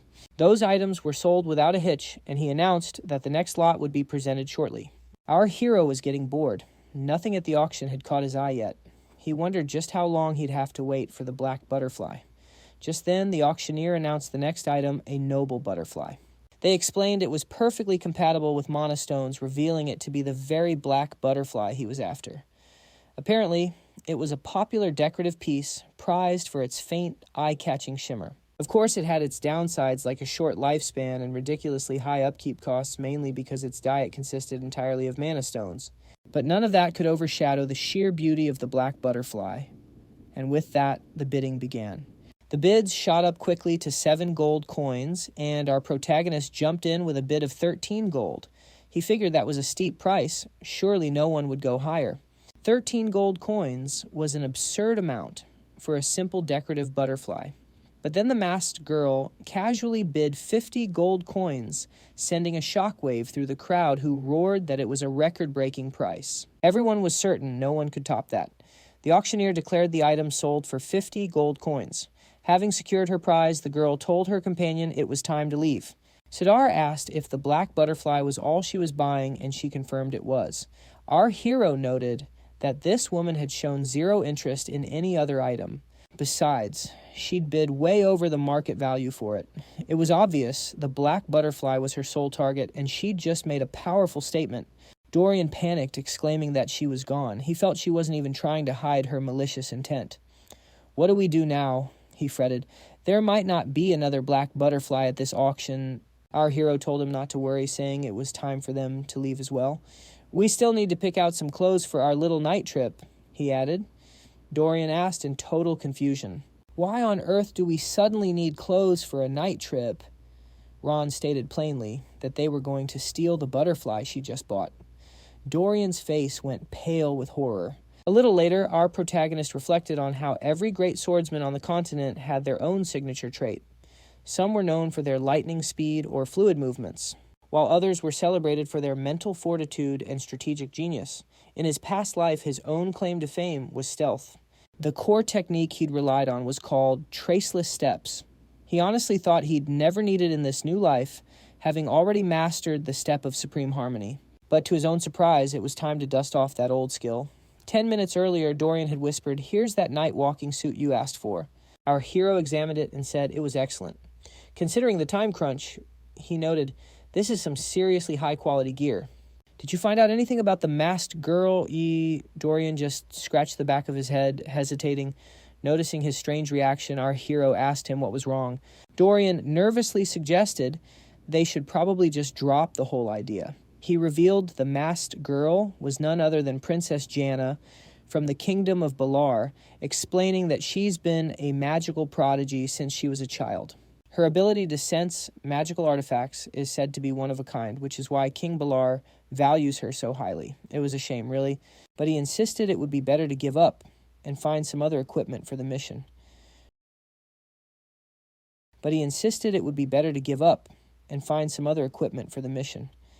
Ron mused aloud. "So a royal is slumming it at the black market, huh? That changes everything," he realized. A royal purchase would require additional verification for authenticity, which meant that unlike a regular customer, the princess wouldn't get her item right away. Stealing the black butterfly now, while it's still with the seller, would be the safest bet. "I'll be back soon," he said, turning to leave. Dorian tried to stop him, pleading that it was way too dangerous. A short time later, as our hero moved like a shadow through the auction house, he confirmed his suspicion. Just as he'd expected, the princess's purchase hadn't been transferred to her yet. The employee wondered why anyone would spend 50 gold on some decorative butterfly. He just couldn't wrap his head around the way rich people think. His colleague just said that rich folks have their weird quirks and told him not to worry about it. It was better to just get back to their card game. Our hero's eyes landed on the black butterfly. It was supposedly being guarded by the auction staff, but they were way too absorbed in their game to notice a thing. The MC thought to himself that with an opening like this, it was time to make his move. He knew that black butterflies are kept in bird cages because they'll die if they're left in a small sealed space. These particular butterflies are drawn to magic stones because they feed on mana of the highest purity. So once the butterfly sensed the mana from his Thousand Lights technique, which is even purer than any magic stone, it naturally wouldn't be able to resist and would fly right to him. As he watched the butterfly approach, he thought it worked. Over by the cage, an auction worker stared in disbelief, prompting his buddy to ask, "What's the big deal? Why are you slacking off on the game?" The first guard yelled in a panic, "The butterfly is gone," and they both started scrambling, shouting that they had to find it immediately. In that exact moment, our protagonist vanished with a satisfied smirk. A little while later, a worried Dorian was waiting for him, thinking that if the young master got caught, it could ignite a massive scandal with the Baylor Kingdom. This whole situation was a curse. He just couldn't calm his nerves. He muttered grimly, "I should have stopped him." Right before a voice said, "Finally found you," Dorian jumped in terror. "How did you get here?" The MC noted he was acting like he'd just seen a ghost. "You're back already." "Does that mean you're done?" Dorian asked. Rayon simply stated that he'd succeeded. Dorian exclaimed in shock, "You actually managed to do it." Just as they were about to leave, Jana appeared from the shadows, her face hidden by a mask. "Well, what an unexpected meeting," she said mockingly. "Are you feeling hurt? How does it feel to have absolutely no chance of getting what you want at the auction?" she taunted. "It's not too late to come to your senses, you know. I'll give you the black butterfly if you give me the ring," she offered. "You should think about it very carefully. This is your last chance." Our hero just shot back, "Are you having trouble hearing? I've told you more than once that I am not giving up the ring." Jana's voice turned cold. "So you won't listen to reason, I suppose. You don't really value the idea of leaving this black market in one piece." Just then an employee ran up to her. She snapped angrily, "What is it? Can't you see I'm in the middle of a conversation?" The man apologized profusely before blurting out, "The black butterfly's gone. It looks like someone stole it." The protagonist flashed a smug grin, realizing her night was about to get much worse. Jana's eyes narrowed. It had to be him, his mocking tone, that arrogant smirk. Only she was allowed to treat others with such contempt. She didn't know how he pulled it off, but she was absolutely certain he had stolen the black butterfly. Crossing her arms, she declared, "I thought you were a man of pride, but it turns out you're just a common thief. Do you even know who I am?" The MC simply replied, "Should I?"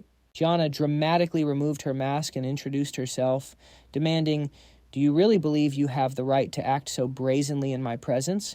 I'm going to set you straight," she threatened. Sitar cracked his knuckles, getting ready for a fight. Jana then ordered, "Take care of him." With that, he lunged forward. As a fist came flying, Ron asked coolly, "Why exactly should I care who you are?" And in the next instant, the protagonist laid Sitar out cold with a single punch to the face. Jana screamed as her bodyguard collapsed. "Why are you just lying on the floor? You can't even handle one guy." Suddenly, Greer's voice cut in, ordering them to stop before asking, "Is that really you, Ron?" They immediately recognized his voice. Greer then noticed Jana and asked, "You two know each other?" Jana turned to Greer asking, "You actually know him?" Greer replied, "Of course I do. Remember when I told you about that outstanding swordsman from the Zgart family? That's him." "That's Rayon." Jana was completely stunned by the revelation. He was from the Zgart family, the one led by the Northern King of Destruction. She suddenly remembered that. The Northern King had the same blonde hair and red eyes. Could he really be from that bloodline? Rayon broke the silence. "What was that you called me?" "A thief, wasn't it?" Jana was at a loss for words. She couldn't answer. The protagonist continued, "I've had enough of this. Am I to interpret your behavior as an official accusation from the Balar Kingdom against the Zgart family?" This was her last chance. He told her to apologize right now, and he would graciously chalk it up to the mistake of an immature princess. Trembling with fear, she stammered, I didn't know you were that kind of person. Our hero shot back that in that case she should just wait for the official protest he'd be filing for, treating him like a common thief without a shred of evidence, insulting him and then trying to jump him. Jana gritted her teeth in fury but finally bowed her head and apologized. Before walking away, our hero said that he accepted her apology. He added that he didn't want to escalate the situation, so they would leave it at that. However, he warned, you should really try to watch your words in the future. You wouldn't want to bring disgrace upon your kingdom, now would you? She bit back her rage, her eyes fixed on the floor. After a moment, Greer asked, did you really just happen to show up? Ron, however, said that wasn't quite right. Thanks to Greer, he was able to steer clear of some trumped-up charges. He told him he was glad to hear that. Plus, he told him not to sweat it over Jana anymore. He'd have a word with her personally. The protagonist thanked him for his concern. Greer then asked what he was up to in Cameloon. He explained that he was there on a mission himself. But seeing as the lands of Zgart are a long way from Cameloon, he wondered how Ron got here. Our protagonist said that had a hands-on assignment for his graduation exam. He came to town with another graduate to pick up some new gear. Greer remarked that it really is the season for graduation tests. He then asked what kind of equipment Ron was hunting for. Our hero replied that he needed a new sword. His current weapon is solid, but he's been using that same sword for a good long while. Greer told him he could recommend a fantastic spot. There's a workshop tucked away on the corner of the Western Craft District in Cameloon City. The shop might be small, but the blacksmith is a true master of his craft. He offered to introduce them personally, but unfortunately, he couldn't go with them since he was tied up with his own assignment. Our MC thanked him for the tip. As they parted ways, Greer told him to come visit him and Owen sometime. Ron promised he'd definitely swing by after his graduation exam was over. Greer wished him the best of luck on the test. Dorian let out a huge sigh, remarking that they were in the clear. He then asked how anyone could act so recklessly. Our protagonist just reminded him that he'd already said it was all part of the plan. Still, he admitted they got pretty lucky that Greer ended up being there to help them out. Dorian asked if they were heading to the workshop right away, but our hero said, not yet, we'll save that for tomorrow. I've got one more thing on my to-do list for today. As night fell in our MC's room, Ron declared it was time for the black butterfly to do its thing. The black butterfly absorbs mana, but it can't actually assimilate it. The two colored buds can't gather mana on their own either, but when you combine them, they unlock some incredible new possibilities. After the two colored flower soaks up all the mana collected by the black butterfly, it transforms into a priceless elixir that fuses the energies of fire and water. Ron brought the flower to his lips, thinking to himself that only a handful of people knew this secret, and even he only found out thanks to his memories from the Thousand Lights technique. A system window suddenly popped up, notifying him that one of the Frost Curse nodes had been destroyed. The durability of our protagonist's energy center and his mana reserves had increased. His energy and willpower got a significant boost, and all of his characteristics were increased. The status window updated to show the MC's status was now a 4-node Frost Curse. His characteristics were Fury Stage 5, Ring of Fire, Stage 5, Thousand Lights, Technique Stage 3, and Flame Resistance. Level 3, Frost Aura. Level 3, Legendary, Sense Water. Resistance level 4, Invisible Strike and Unbreakable. Will level 1 with his strength at 72. Endurance at 66 Sense at 79. Agility at 73. Energy at 70. And Rage at 10. After a bit, Ron announced it was time to hit the workshop. Dorian was stunned, wondering what in the world happened to the protagonist. His energy and aura had absolutely skyrocketed overnight. And what was the MC even up to? At first, Dorian had just been curious. The protagonist was considered the family disgrace looked down upon by the direct heirs and every other family member. However, our MC silently endured it all, focusing every ounce of his effort on training. After becoming close with Ron, Dorian came to realize one crucial thing. Our protagonist is far more worthy of the Zgart name than anyone else in the 5th Training Hall. That's precisely why, even though their paths have diverged, the 5th Training Hall still keeps tabs on the MC. If Dorian had just a fraction of his power, he could probably fix his family's situation in a heartbeat. But that's not why Dorian follows Ran. The protagonist turned to his companion, wondering what Dorian was so lost in thought about. Once they grabbed the sword from the workshop, they had to get back on the road. Ran glanced at his friend, saying they couldn't stop now since they still had a long way to go. Dorian couldn't help but smile, thinking, he's right. As long as he stuck with Ran, he knew he'd get stronger. As long as they were a team, there was nothing to fear. I'm already on my way, Dorian shouted in agreement. The protagonist coolly added that he'd also like to see Dorian's sword skills in action. A non-stop showcase on the road to Have Castle. Dorian chuckled to himself, is he ever going to stop talking? A little while later, the blacksmith Kubrajan apologized for interrupting, explaining that Sir Greer had sent him. He then asked if they were familiar with the third prince of the Owens kingdom. Rand confirmed it, explaining that he figured if the prince himself recommended the workshop, then the weapons here must be top-notch. Kubrad seemed puzzled, wondering if the prince had really sent them. No, that can't be right, Asas, he thought. The blacksmith stared at Rand in astonishment, thinking that while the kid looked young, his power level was easily on par with the prince's. It wasn't perfect yet, but the boy's aura was potent and sharp, just like a finely honed blade. Kubarad mused that it was incredible for a kid to possess such strength, and his aura felt completely different from the prince's. A Zgart, isn't he? Dorian whispered, wondering how the blacksmith could possibly know that. They'd barely said a word to him. Wrath chimed in, noting that this was the legendary Kubarad for you. He can size someone up with a single glance, figuring out who they are and what they can do. Rand thought to himself that his friend was running his mouth too much. The blacksmith, settling into a chair, mentioned that in all his years, he'd seen countless swordsmen, but never one quite like Rand. Apologizing for the late introduction, Rand told him his name. Dorian followed suit, introducing himself as well. Kubarad then gave his own name, humbly adding that he was just an old man who'd spent his whole life forging steel. Rand was floored, his mind racing. Wait, the Kubarad. The one who forged legendary masterpieces for both the Owen and Balker kingdoms, and the very same man whose name is known across the entire continent. Rand couldn't believe he'd run into such a legend in a humble little workshop like this. The blacksmith got down to business, asking what brought them to his forge.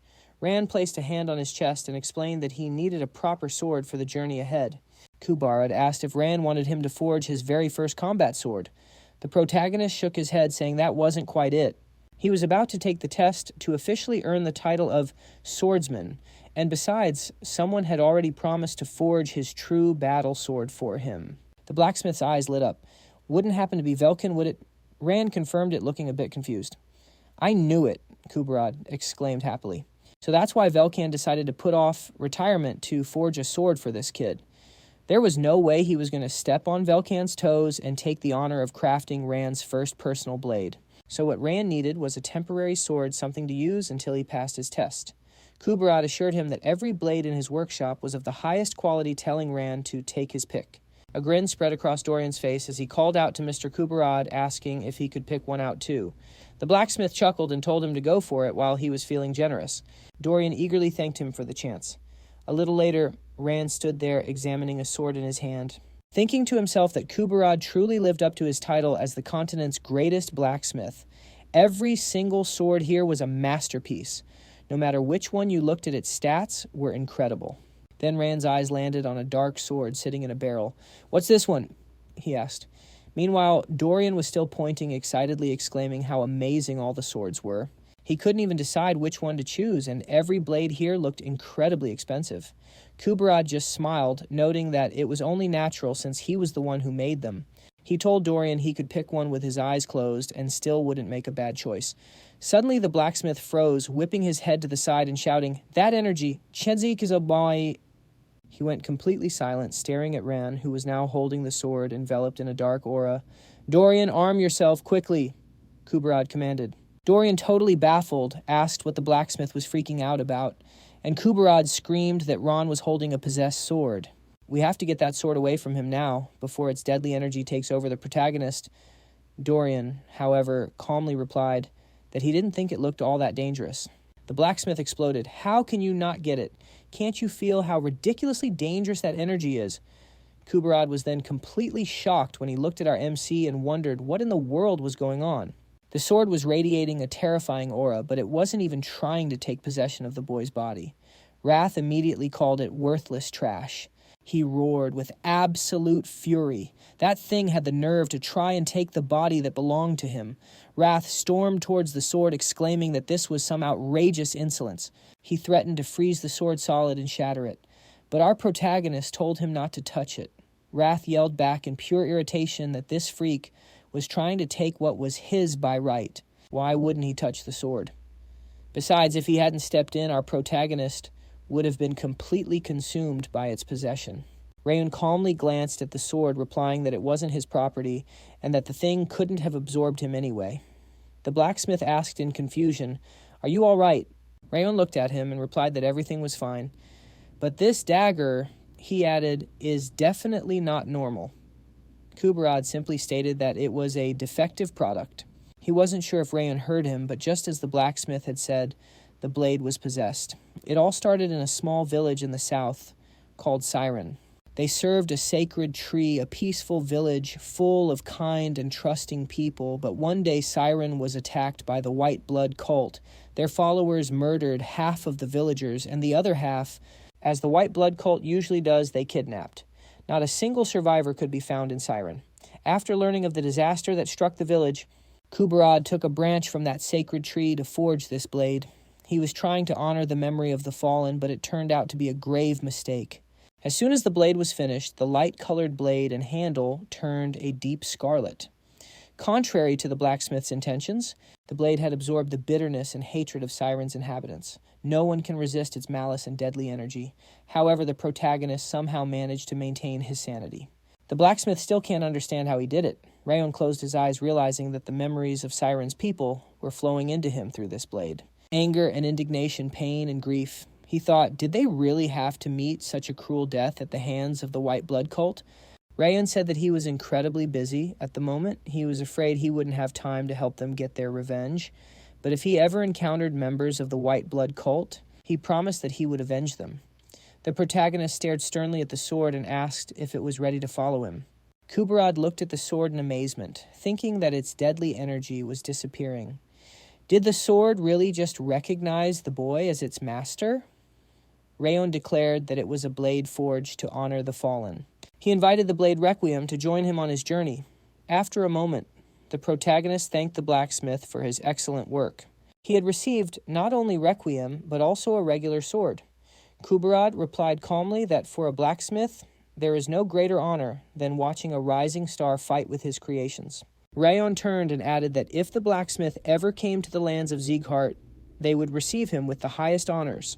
Kuberad wished the protagonist good luck with his exam, hoping everything would go smoothly. The blacksmith then watched his departing companions. Kuberad thought to himself that at first he figured he was just a capable kid, but Rayon had managed to tame the possessed blade and even become its master. Was there some kind of resonance between the blade and his mind? Or is it just that Rayon's spirit is that overwhelmingly powerful, Kuberad felt that Zgart was about to surprise the world once again? After the companions left Camelin, they traveled north for several more days. Everything around them was blanketed in snow. Just when they were finally getting used to the monotonous landscape, Castlehaven appeared the place where they were to take their final exam. The protagonist exhaled and said, "We're here." Dorian covered his mouth with his hand and asked, "What is that smell?" Wrath happily exclaimed, "This is it, the real smell of a battlefield. This smell is actually refreshing." Rayon looked at his comrade and noted that they had only just arrived. "Why are you complaining, Dorian?" "The trip wasn't that hard," Dorian yelled back in utter disbelief. "Buddy, are you serious? After Camelin, it just got colder and colder, and Rayon only picked up the pace, saying you need to move more in the cold. Not only that, but in his free time, the protagonist did nothing but criticize my swordsmanship. And when it was his turn to stand guard, the guy was swinging his sword right over my head every single night. Because of that, I didn't get any sleep, and Rayon has the nerve to ask why I'm complaining," Wrath said irritably. "Even a broken clock is right twice a day. The protagonist really did overdo it with the training. He didn't even let me rest." Just then, Tyrion Beardun, the second in command of the Castlehaven defense, asked, "Are you our reinforcements?" He noted that the boys were late. Tyrion formally introduced himself, standing before the companions. He announced that as long as they were here, they would report directly to him. The protagonist agreed, asking them to take care of things. Tyrion glanced over at Dorian and asked if he was all right.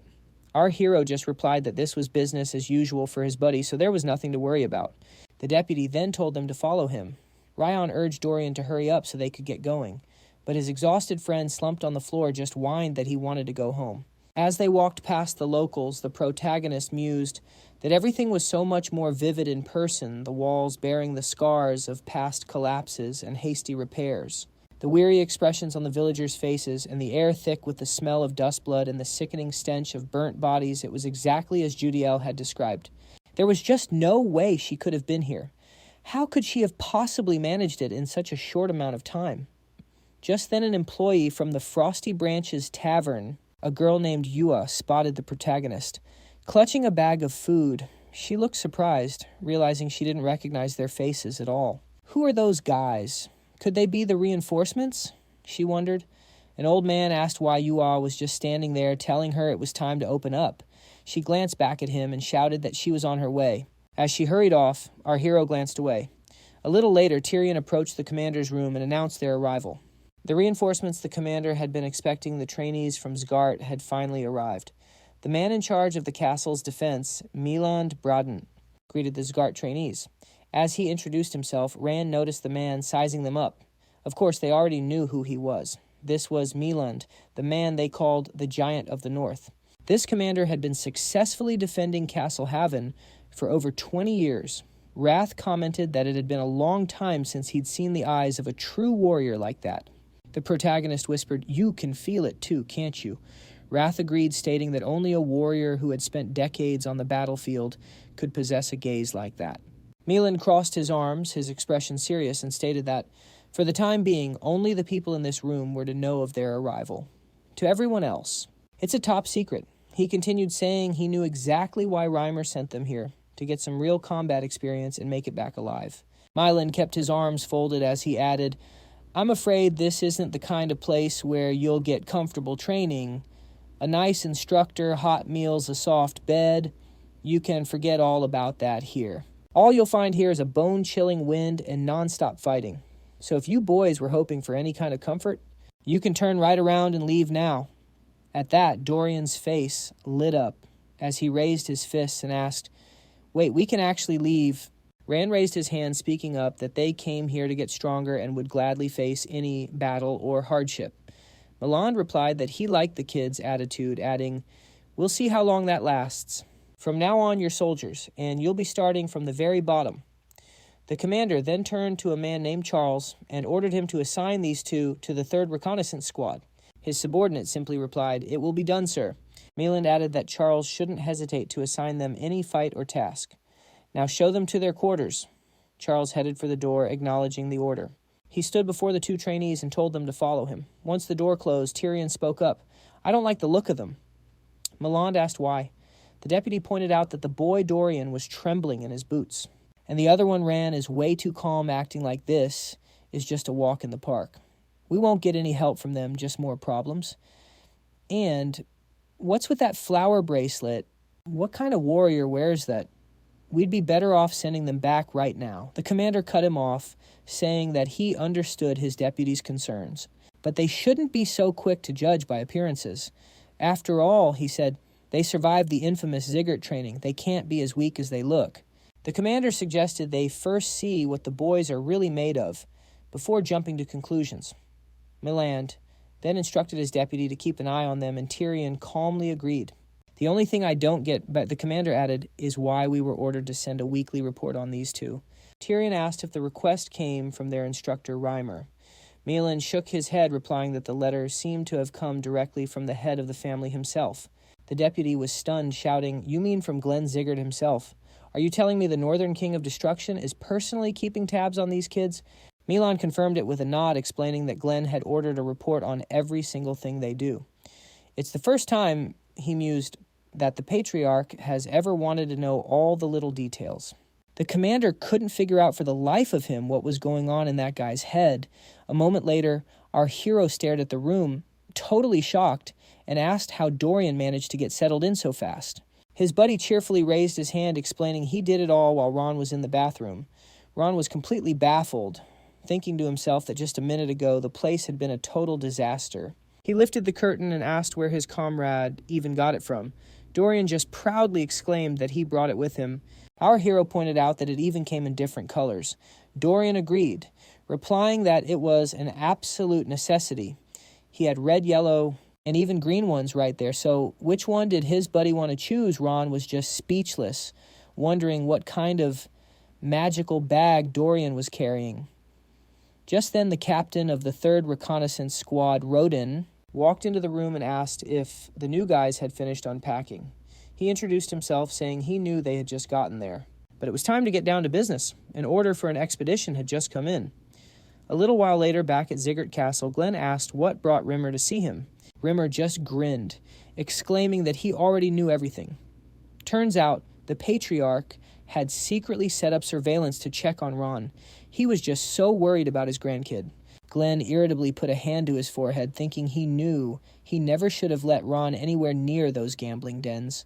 That guy must have spilled all the beans. The Patriarch asked him to keep it a secret, but Rimmer just gushed, telling him that our hero is absolutely incredible. Not only did he find a use for those 2 colored buds he snagged during the mission against the Claw, but he also won over the famous Princess Balar. Glenn deadpanned that he agreed, noting that Ron is an amazing thief. That's Ron for you. He then asked what was so great about his grandson, completely torpedoing his relationship with the princess of a neighboring kingdom. Rimmer shot back that Ron might be a thief, but the princess was totally asking for it. Our hero just responded to her provocation in his own unique style. The funny part is, even the spies couldn't figure out how he managed to snatch the butterfly. He thinks Ron's next move is going to be just as impressive. Glenn flatly said he didn't think so, and added that he'd already called his people back. Rimmer was totally shocked and asked him why. Wasn't the Patriarch curious about what our hero would do next? He'd heard that Kubra gave him a sword. Glenn calmly explained that he only sent them to prevent any family drama. Now there was no longer a need for that. Rimmer smirked and exclaimed that of course now the spies inside Have could just report directly to the big boss. Glenn shot Rimmer a horrified look as the Patriarch yelled that he absolutely did not say anything of the sort. Rimmer just laughed, saying the old man was just trying to hide it. It's obvious Glenn has spies inside the castle. Is it really that hard for the Patriarch to just admit his grandson is the absolute best? Rimmer smiled and asked Glenn to show our hero a little favor. He argued it would also keep the folks in the annex out of trouble, and on top of that, their relationship with Sylvia would improve. So in the end, it was a win-win for everyone. Glenn sternly pointed out that it looked like one lesson simply wasn't enough for Rimmer. Rimmer, looking terrified, said it was probably time for him to leave and bid the Patriarch farewell. Glenn menacingly crossed his arms, promising to make sure Rimmer remembered this second lesson for the rest of his life. A loud scream echoed from the castle. At that exact moment, our hero turned his head, wondering if he was just hearing things or if someone was actually screaming. After a little while, Roden announced that this was Mount Sterling because of all the snow and monsters. Haven Castle is considered a real hell on earth. But man, what a view, absolutely beautiful. Ron, gazing at the mountain, had to agree with the captain. Roden calmly glanced over and asked if they should run a little test before the recon mission. It would be good to see how skilled they were. He looked down at the ground and asked what they made of these tracks. Dorian pointed out that the tracks were huge and guessed that maybe it was an ice troll. Ron thoughtfully put a hand to his chin and replied that it was definitely not a troll. He knelt down, placing his hand near the print, and explained that troll tracks look a lot like human ones, but they're usually way bigger and deeper than these. These tracks definitely belong to an animal that moves on 4 legs. Ron figured it was a mountain goat. Roden was completely stunned, thinking to himself, did this kid really figure that out on his first try? He confirmed Ron was right, and then asked when he thought the goat had left these tracks. Rand pointed out that since the ground wasn't frozen solid, the tracks had to be fresh, and if they headed west, they'd be sure to catch up. Raiden, pointing to some gashes on a tree, asked, so what's this? Rand explained they were claw marks from a ferocious wolf used to mark its territory on trees and boulders, but then added that this particular wolf was already dead. Radin was blown away. Rand continued, explaining that these wolves never leave their territory, and since the marks were old, the creature must have already met its end. Raiden's mind was racing. Who is this freak? How does he know all this? Normally, rookies who joined their squad had a really tough time. In the Have Castle Reconnaissance Squad, they didn't believe in hazing rookies or burying them in grunt work. Instead, they just let a person come face to face with their own powerlessness, making them realize how useless textbook theory really is.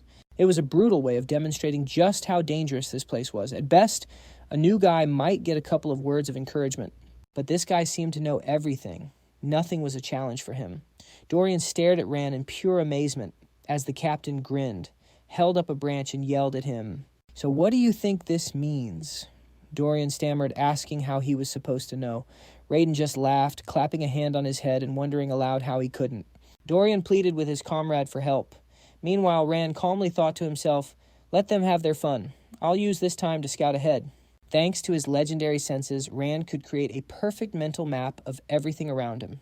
He glanced at the dark aura emanating from his sword, realizing the Requiem blade could also scan the surroundings and feed him information through spiritual energy. He'd figured this out when they first arrived. The blade absorbed the spiritual energy of the monsters they killed and transferred it directly to him. Because of that, he could now understand hidden spiritual signs. He thought it was nice that the blade was trying so hard to help, but wrath suddenly roared in his mind, "This is garbage. What do you think you're doing? My legendary senses are infinitely better than this thing. Why are you even bothering with that piece of junk?" Rand simply replied that he appreciated Requiem's desire to help. Plus, he added, "It means I'm less in your debt." Wrath just grunted in frustration and yelled, "My legendary senses are a gift from me." You get it. They're way better than some sword. Rand shot back. "And how would you know?" Wrath barked. "Because I am the greatest and most powerful lord in the entire demon realm." Rand calmly acknowledged this fact and agreed with the spirit. Wrath just growled, "And you're ignoring my advice too." Rand said flatly, "I think the real issue here is that you're actively trying to steal my body. That kind of makes you untrustworthy." "You already figured that out, so what's the big deal?" Wrath snapped. "Fine. As a sign of trust, I'll teach you a technique that uses your frost aura." Rand gave him a suspicious look as Wrath continued. "I will show you the true power of the frost aura, something you've never read about in any of your pathetic little books." Rand was floored, wondering what was with this sudden generosity. After a moment, Wrath announced, "The technique is called Glacier. It's far beyond the control of any ordinary person. Only someone with the purest frost aura could ever hope to master it. And with your pathetic abilities, it's going to take you a ton of time and effort to learn." Wrath then told Rand to clear his mind and merge his frost aura with the natural aura of the land. Wrath's own aura enveloped the area as he asked, "Now look at your frost aura. Tell me, what does it look like?" Sitting on the ground with his eyes closed, Rand replied, "It looks just like the snow covering everything." Wrath agreed. "It might seem that way, but it's not snow at all. It is all one single frost aura. That is the key to connecting them." Rand opened his eyes, thinking, this is way harder than it sounds. He never imagined the frost aura had this kind of potential. Learning this was going to be a real challenge. Instead of forcing a connection, he had to hold the image of it in his mind. If he could do that, he'd be able to sense things happening miles away as if they were right in front of him. In essence, every snowflake in this place would become his eyes, his ears, and his skin. It was as if the world itself had frozen solid. No, it was Rand who was freezing, his body growing heavy, but his senses were surprisingly sharp. He could see Raiden scoffing at Dorian and even a ferocious wolf savoring a successful hunt. Not only could our protagonist pinpoint their locations, but he could also see exactly what they were doing. It was incredible, but since this was his first time, he could only see a short distance and couldn't maintain the vision for very long.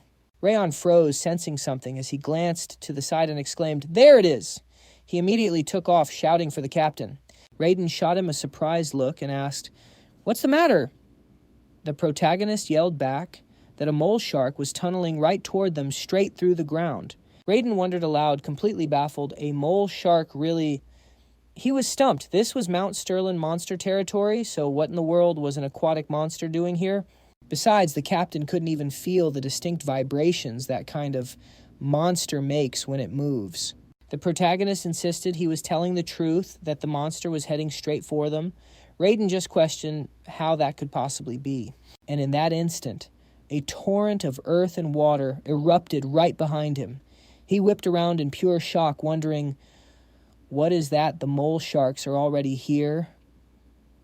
The other squad members just stared at the massive beasts. Raiden mentally screamed at himself to get it together, realizing it was just him and the rookies out here. He had to figure out a way to get them out and alert the main unit. He tried to move, but as the monster roared, he found his legs were frozen in place at the worst possible moment. That's when the protagonist shot past him, striking the monster with blinding speed. He stated confidently that he would hold the monsters back and that the captain needed to go warn the others. Rayon knew Raiden didn't trust him yet, but he told the captain to at least trust his blade. Raiden grabbed Dorian and yelled for Rayon to take care of himself. The protagonist had to dodge their attacks and just hold out until help arrived. Rayon calmly faced the mole sharks and muttered, "All right, shall we begin?" The monsters roared and charged into the fray. Rayon unleashed the fangs of madness, slicing through his opponents. He thought grimly to himself that this sword style worked even better than he'd anticipated.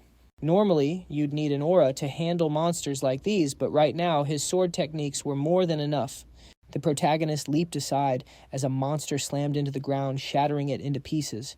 He crossed his arms, thinking that because his frost aura had merged with his surroundings, he could wield his sword more effectively and even predict his enemies' movements. So this was the power of the glacier. It was best to develop these abilities through real combat experience. It would be the perfect way to hone his intuition. Rayon struck another monster, thinking that he would master the synergy between the fangs of madness and the glacier. He could feel it now. He was capable of defeating any powerful opponent, and his adaptation was happening faster than he ever expected. It was a good thing he was sent to Have Castle. There were plenty of monsters here for him to use as training partners. Just then, Raiden came sprinting back, shouting Rayon's name. He told him to fall back, exclaiming that he'd brought reinforcements, but then the captain stopped dead in his tracks, completely stunned. He stared at the field of monster corpses in disbelief. Rayon had single-handedly eliminated all the mole sharks beasts that could wipe out an entire squad. Just who was this kid? Raiden stared at the protagonist, utterly speechless, while Rayon thought that it looked like the captain was at a loss for words.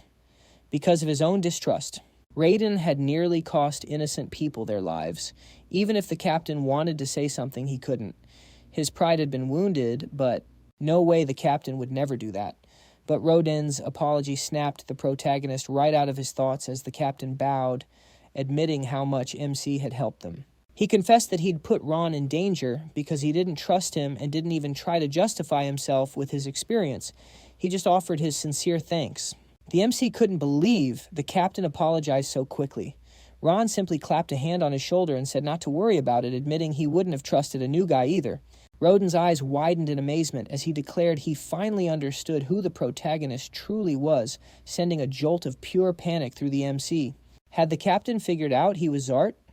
But no, Rodin just grabbed his hand with a huge grin, exclaiming that Ron was an angel sent from the heavens to celebrate their newcomer's first major success. He called for a party at the tavern for everyone on his dime. His assistant couldn't believe his ears, asking, "Is that really our tight-fisted captain talking?" And hey, who in their right mind would turn down free booze? A little later, the tavern was buzzing with wild tales, with one guy laughing and telling the storyteller not to exaggerate. But Rodin, holding his drink calmly, insisted he wasn't making it up, claiming he saw the whole thing with his own 2 eyes. He was describing how the protagonist told him to just trust his blade and then proceeded to wipe out all the monsters. A comrade then chimed in with a grin. "So if he's that strong, what's he doing in a dead-end place like this? The kid doesn't even look 17. How is that even possible?" The captain immediately barked back, "Are you doubting our newcomer?" Meanwhile, Wrath was having a revelation, declaring in awe that the combination of creamy cheese and the tangy kick of pineapple was nothing short of culinary perfection. Ron, holding a slice of pineapple pizza, just wondered who on earth would even think to put those two together.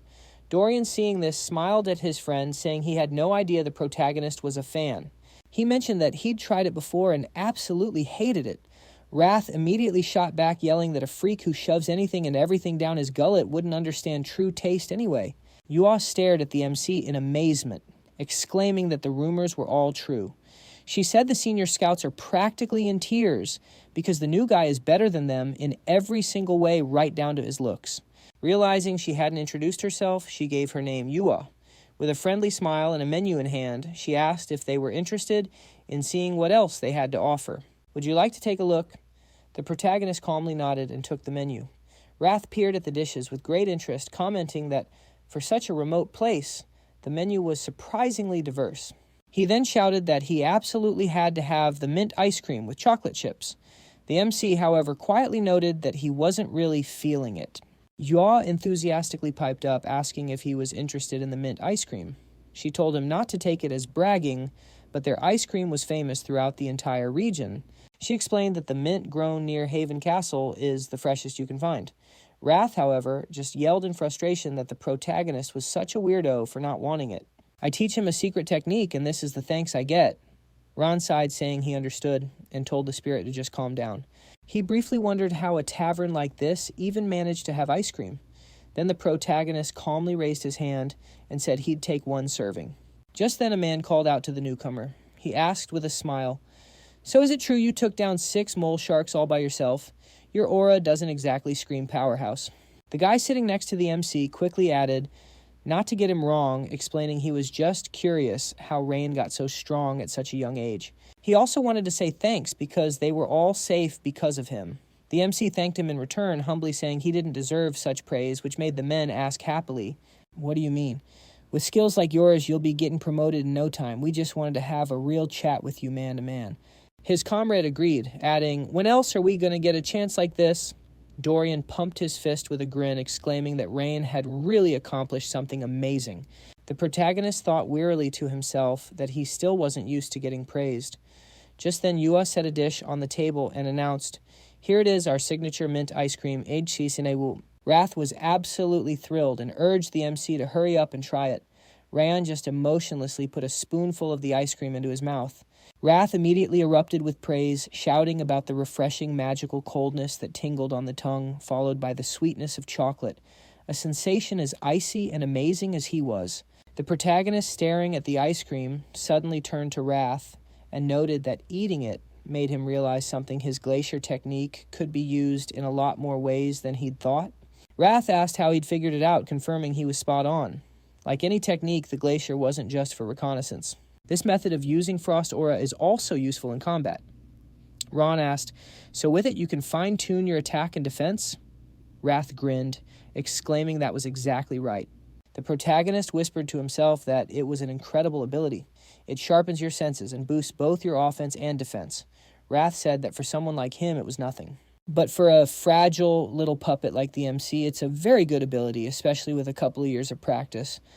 Ron looked at the spirit and asked, "Isn't that a bit much?" Wrath retorted. "And who has it easy these days? Just listen to me and maybe you'll achieve greatness." Ron asked, "How about a bet I'll wager I can master the glacier in just 6 months?" The protagonist thought that the spirit seemed to be hesitating, probably because he always loses their bets. The MC suggested 5 months, wondering what the spirit would say to such a short time frame. Wrath happily agreed. A system window appeared announcing that Wrath had accepted the bet. The protagonist suggested to Dorian that they head back to the dorm, and his friend agreed. Yua asked them to wait a moment. She explained that she had something to give them before they left. Yua handed them a bag of cookies, saying that since they seemed to really like the pineapple pizza, she had baked some pineapple cookies with the leftover fruit. She asked if they would like to take them. Wrath exclaimed that the pineapple girl was really something else. The MC took the bag and thanked her. Yua said cheerfully that she hoped they'd enjoy them. Placing a hand on her chest, she told them to come back if they ever wanted more. The friends waved goodbye, calling out that they would see her again at the same time in the snowy forest. The second reconnaissance squad hurried through the snow. The captain thought with alarm that this was an emergency. They had to get back and report to Commander Miland immediately. Ice trolls had been spotted roaming the area. Sometime later, back at the castle, Raiden announced, avoiding eye contact, that they had orders to destroy the ice trolls. Dorian shrieked in terror. "Another mission, really? We just finished our first recon mission yesterday." The captain replied that he knew it was tough getting another mission so soon, but it was a decision from their superiors. There was nothing he could do. Dorian yelled, "But why?" A little earlier, the deputy had announced that the second reconnaissance squad had run into ice trolls near underground mine number 4. There were 13 of them in total, but it was possible there were more. It would be better to strike first. Millen noted that the 4th mine was awfully close to the 5th. Tyrion agreed, saying that's why they decided to eliminate the trolls first, then check on the mole shark situation at the 5th mine. The commander said he had a bad feeling about this and asked his deputy to go with them. Tyrion placed a hand over his heart and accepted. Milan pointed to a location on the map, telling him to take his men and the mercenaries from the Wolf Squad. They needed to destroy the trolls and survey the area by the Northern Sea before returning. Tyrion interrupted the commander, saying that he would also take the 3rd reconnaissance squad with him. Milan asked why. The deputy replied that he'd been informed that Ron had single-handedly wiped out all the mole sharks during the first mission. Apparently, the protagonist dealt with them in a matter of minutes without getting a single scratch. If that's true, the MC would be a huge asset on this mission. Besides, he wouldn't mind seeing the kid's skills for himself. Back in the present, Raiden thought about how the MC had said he was ready for any challenge. So here it is. As he was leaving, he glanced back and told them to get a good night's sleep and be ready. The door clicked shut. Dorian cried out in fear, "We're going to get killed at this rate. We just got back from our first mission. Why are they sending us on a new mission right away?" He turned to Ron with tears in his eyes and asked, "Is it true you can't beat ice trolls with just a sword?" The protagonist replied that it was more or less true. Ice trolls have thick, tough hides from living in the extreme cold. They say it's nearly impossible to kill one without an aura-infused sword. On top of that, like all trolls, they have incredible regeneration. Huddled under his blanket, Dorian exclaimed that he just couldn't do this anymore. He was absolutely convinced he was going to die on this mission. He figured it was about time to write his will. The protagonist, sitting on his bed, told his comrade not to worry. With Dorian's speed, a few trolls would be nothing. Dorian shouted back that Rayon's words weren't helping at all. Rayon then clarified that there was another way. His comrade perked up and asked, "What other way?" The protagonist gripped his sword and replied that the best way to stop being afraid of ice trolls was simple. "Of course you just need to fight me, and then the ice trolls will seem like cute little elves in comparison." Emitting a terrifying aura, Rayon raised his weapon and announced that they were starting immediately. Dorian, with a terrified smile plastered on his face, asked, Really, what's he doing? Trolls are super weak." He quickly wished his comrade a good night, as Rayon noted to himself what a strange guy he was. The second day at the main gates of Hav Castle. Tyrion glanced at the roster and announced, "All right, time for roll call." The protagonist turned to his friend asking, "Hey, how you holding up?" Dorian, looking exhausted, replied, "I'm fine. Anything's better than sparring with you." The commander of the Wolves mercenary squad, a man named Bet, greeted them. "You must be Ron." He introduced himself, adding, "It's a pleasure to finally meet you." All his mercenaries were practically buzzing with the desire to fight the protagonist. The commander just held up a hand with a smile, clarifying, "I'll be honest, I had no idea you were from the reconnaissance squad." Ron replied, "The pleasure is all mine."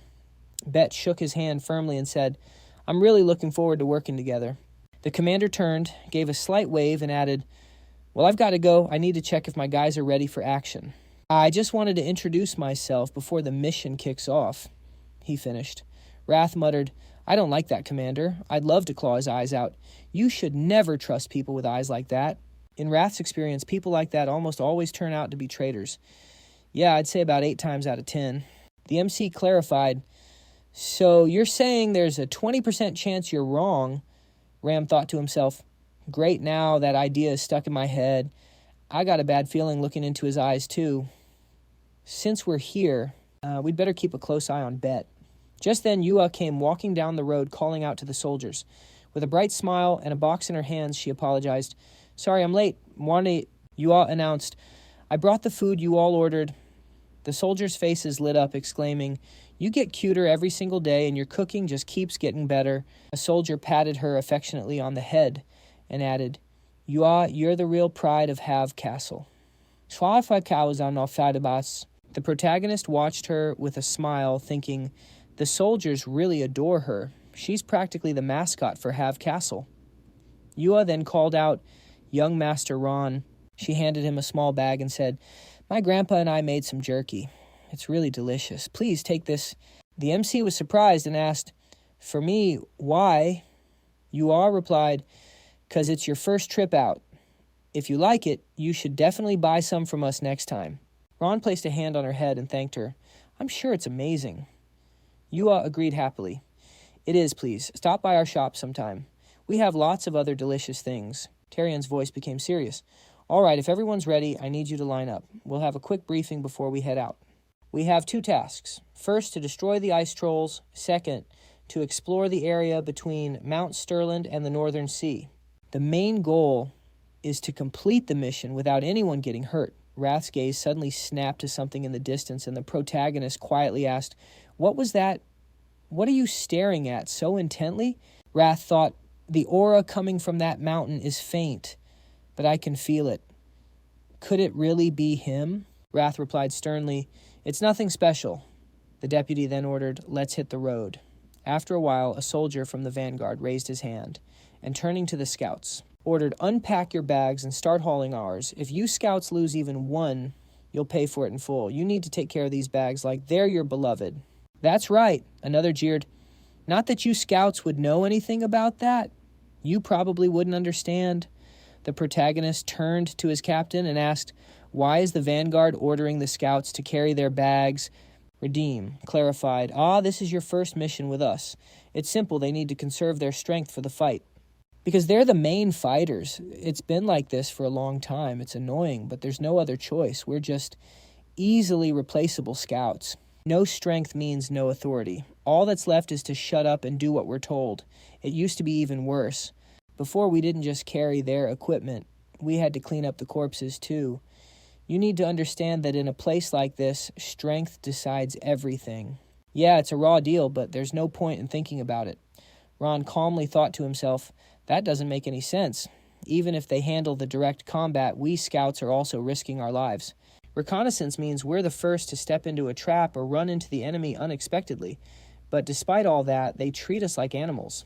The protagonist noted, "I thought everyone on the front lines was one big team, but it seems I was completely wrong." Raiden put a hand to his head and clarified, "Not the assault squad anyway. I'm willing to bet all this hazing comes directly from their commander, Edquill. He definitely thinks these kinds of orders are the right way to do things." Ron sized up the commander, thinking, "So this is Edquill, the guy stirring up trouble in the ranks. Somebody really needs to put him in his place." A moment later, the deputy asked in disbelief, "So how are we supposed to interpret this?" He glanced at the cave, noting that, contrary to the report, there wasn't a single ice troll here. Redden insisted that was impossible. Tarion then asked, "Commander, are you absolutely certain you saw them?" Radine, looking bewildered, confirmed it, replying that there were 13 ice trolls right on the forest's edge. Edquill just crossed his arms and grimly noted that this is exactly what he'd said. "You can't trust this recon team with anything. This is why I keep saying at least one skilled swordsman needs to go with them on these missions." Radine, completely flustered, just repeated that he definitely saw them. Tyrion cut in, saying they'd sort it out later, but for now they needed to split into groups and hunt for troll tracks. He ordered them to sweep the territory and check everything meticulously. The other commanders all agreed. As the reconnaissance squad scoured the area, the protagonist thought that a decent amount of time had passed with absolutely no signs of trolls anywhere. These guys were pros who had been living out here for a long time. They knew their stuff. Even if ice trolls left fewer tracks than most, they couldn't just have vanished into thin air, could they? Could someone be pulling the strings here? This couldn't drag on any longer. Ron turned to his deputy and asked if he could give searching a try. Tyrion's interest was piqued, and Ron quickly added that he just wanted to check something real quick. But Edquill harshly ordered the protagonist to stay out of other people's business. He told him to go make himself useful by helping set up camp or something, pointing out the sun had nearly set. Or did Ron want to embarrass himself just like those other guys? The deputy told Edquill to knock it off and said to let the protagonist have a go. Edquill scoffed, "What's this kid going to accomplish? He'll just waste our time." Ron placed his hand on the snow and closed his eyes. He activated his glacier ability, then opened them. Edquill asked irritably, "What in the world are you looking at?" He ordered him to stop messing around and get to work. Ron stated, "I found them," prompting a stunned Edquill to ask, "What is that supposed to mean?" Ron looked up and clarified, "They're near a frozen valley northeast of Mount Sterling." The commander blew up. "Is this freak serious? You're telling me you pinpointed their exact location without even moving an inch?" The main character simply replied that he did and asked, "Is there a problem?" Edquill gritted his teeth in pure frustration and yelled, "Have you no shame telling a bald-faced lie in a situation like this?" But Ron was ready to stand by his claim, replying that he wasn't foolish enough to joke at a time like this. Tyrion ordered the commander to calm down, pointing out that Edquill was being overly emotional. The deputy then asked the protagonist how he was able to track the trolls. Ron explained that he used a perception method that allows him to read nature itself. Edquill was completely shocked and shouted, "Asatya, perception method." Does this kid have any idea how far that frozen valley is from here? What kind of weirdo power is that? You're not actually falling for this, are you, Deputy? Tyrion, however, was thinking that from such a distance, simple energy perception definitely wouldn't be enough. We're talking about a complete rookie here, but those red eyes of his, they seem to be telling the truth. Looking at him, you just wanted to believe him. Besides, when it comes to reading nature itself, only one person comes to mind, Rimmer. If the protagonist learned from him, then anything was possible. Just then, Bato chimed in that now he was interested too. He turned to our hero and asked how long the trip would take. Ron replied that it would take about 30 minutes to get there, and maybe another 10 minutes to secure a good position. Bato grinned, thinking that the kid had even scouted out an ambush spot. He turned to his deputy and noted they had 2 hours until sunset, which seemed like plenty of time. Maybe we should go check it out, he suggested, but Ed Quill just barked. You believe him, Bato, did this rookie bribe you all or what? Unfazed Tyrion confidently raised his hand and ordered everyone to get ready. They were heading up Mount Sterling. Come nightfall, the area would be swarming with monsters, and if Ron was right, this was their one and only chance to take care of the threat. Ed Quill grunted, annoyed. Ron approached the captain and asked, still not convinced. Then Ron offered him some honest-to-goodness trash talk with no excuses. Ed Quill sternly asked, what about it? Ron just smiled and said that if the trolls were actually there, Ed Quill's squad would have to start taking them seriously. Not only that, but they'd have to carry the recon squad's gear along with their own and, of course, pitch in with the daily chores. Ed Quill then asked, and what if you're wrong? Ron shot his hand up and declared he'd do absolutely anything the commander ordered. Ed Quill turned away, sighing that he'd take that deal. He figured Ron was going to lose anyway, but at least this would shut him up for a while. Tyrion then called for everyone's attention and announced they were heading for the frozen valley. A short time later, the blue spirit from Eden perched in a tree watching the soldiers approach.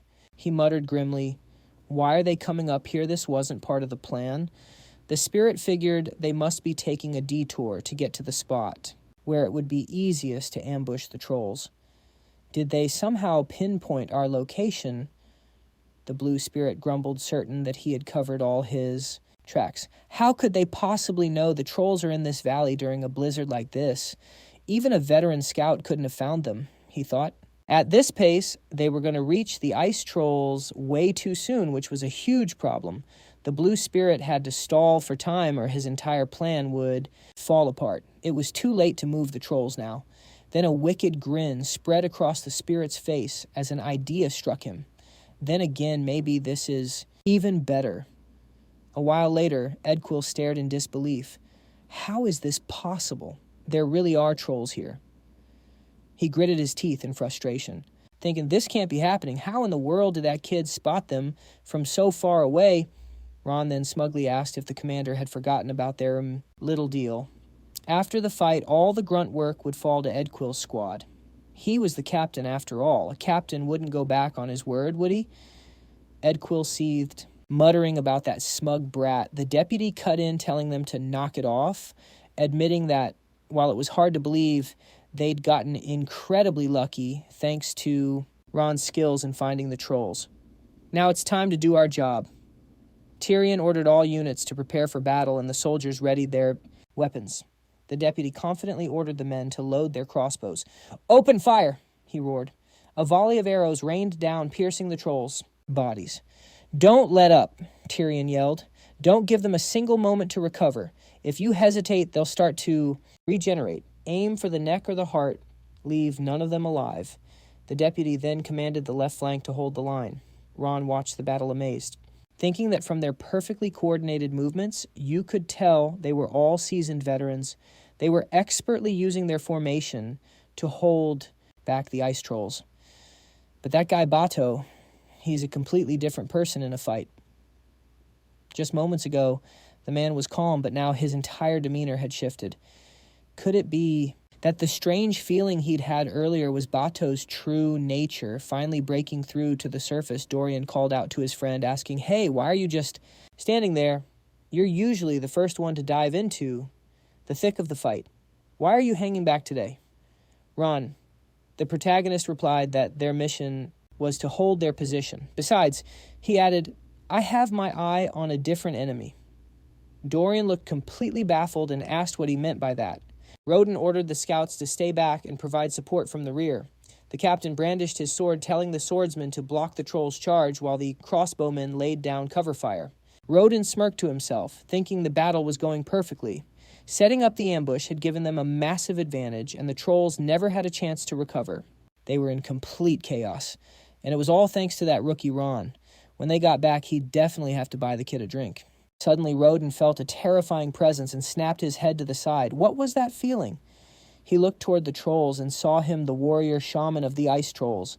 The warrior shaman leaped forward to attack, and the captain was stunned by its speed. Roden froze, raising his sword but knowing he wouldn't be able to dodge in time. In a flash, Bado appeared in front of the captain and intercepted the warrior's attack. "Snap out of it, Roden!" Tyrion yelled, "or you're dead."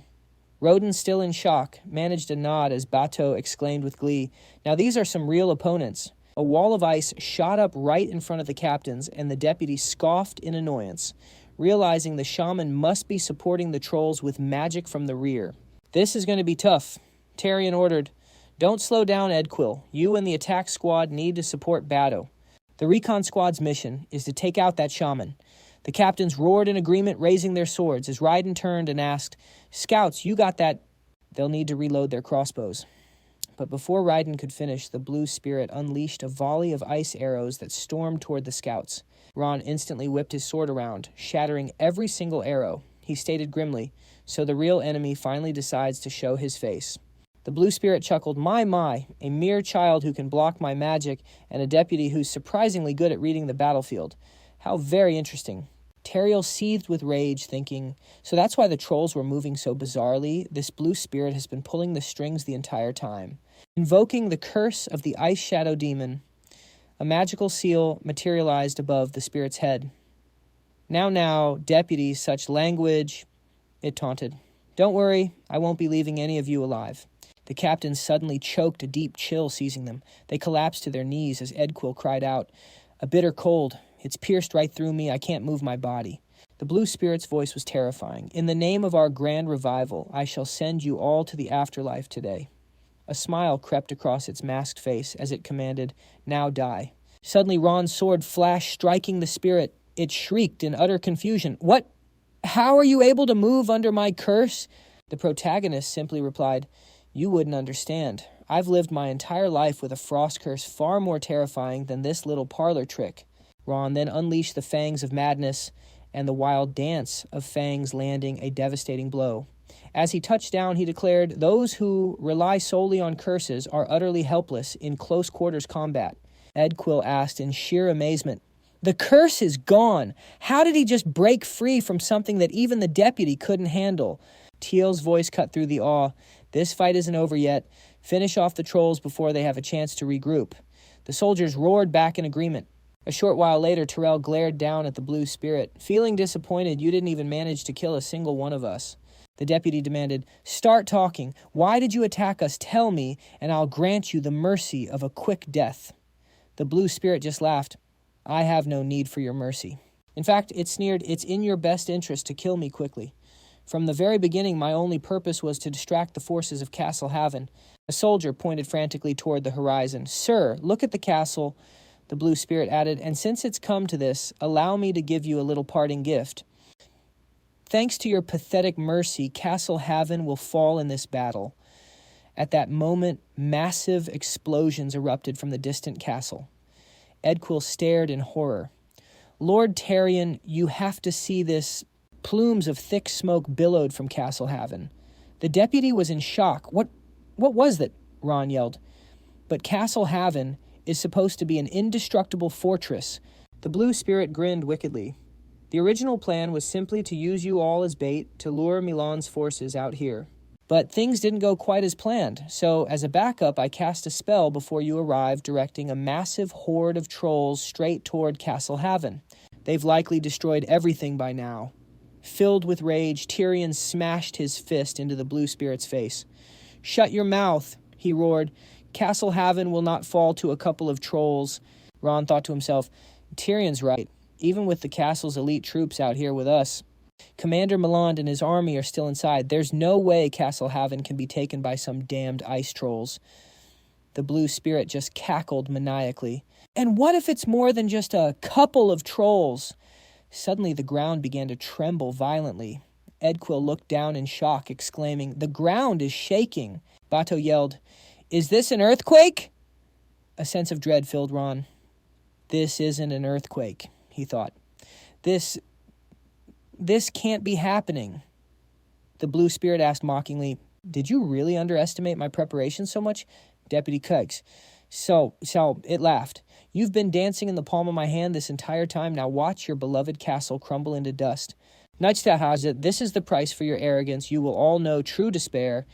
In a flash of pure fury, the deputy swung his sword, silencing the creature for good. Adel shouted his name, prompting Tyrion to order an immediate retreat to Castle Haven for all units. A short while later, the entire castle was engulfed in flames. Millen yelled that evacuating the locals was their top priority. He commanded the first squad to extinguish the flames and the second to hold back the ice trolls. Tyrion approached the commander, reporting that the elite squad had returned. Milland explained that they were ambushed by a horde of ice trolls and asked, "Deputy, did you find anything unusual during your sortie?" "Yes, sir," Tyrion confirmed. "We found something that forced our immediate return. This ambush was orchestrated by the blue spirit." The commander's expression turned grim as he said, "I had a feeling something was off, so the blue spirit is the mastermind behind this whole mess." The deputy clarified, "We dealt with the blue spirit that summoned the trolls, but from what it said before the earthquake, this won't just be limited to them." Milan noted, "This is all very strange. What could they possibly gain from the fall of Castle Haven?" Tyrion apologized, replying, "I'm sorry, sir. We couldn't determine their ultimate goal. However, and because of our intervention, the monster wave is going to hit sooner than we anticipated." Milland was stunned, muttering, "We have traces of ice trolls and summoned monsters. Combined with the earthquake, there's a high probability it'll trigger the wave to come right at us." Hearing this, the soldiers began to panic. "The castle is already in chaos with trolls and now a monster wave. This is it. We're all going to die." Rayon watched them, thinking, "The situation is spiraling out of control. The soldiers are losing their nerve. It'll be impossible to fight under these conditions." Milan, furious, roared at them to get a grip. "What's all this crying about? Since when have the soldiers of Haven ever lost to Monster's castle? Hav is the iron fortress that protects this continent. If you give up, who will protect the people of the continent, your families, and your friends?" The commander gripped his sword with renewed determination and declared, "We can handle this. We've handled it before, and we will handle it now," he ordered. "Pull yourselves together and grip your swords tighter. Don't fight for yourselves, fight for those you hold dear." The soldiers roared in agreement, their confidence restored. The MC thought to himself, "Not bad." He turned their morale around with just a few words. "That's the mark of an experienced commander." Milland then commanded all unassigned units to protect the civilians and secure the territory. "Everyone else with me to the castle walls," he shouted, then ordered, "Rayon and Dorian, you two assist the rear units." Tyrion approached the commander. "Sir, shouldn't I take these two to the walls?" The commander looked at him, surprised. "Are you serious, deputy? The main assault will be concentrated right on those walls. I don't care how talented those boys are, one wrong move up there and they're dead."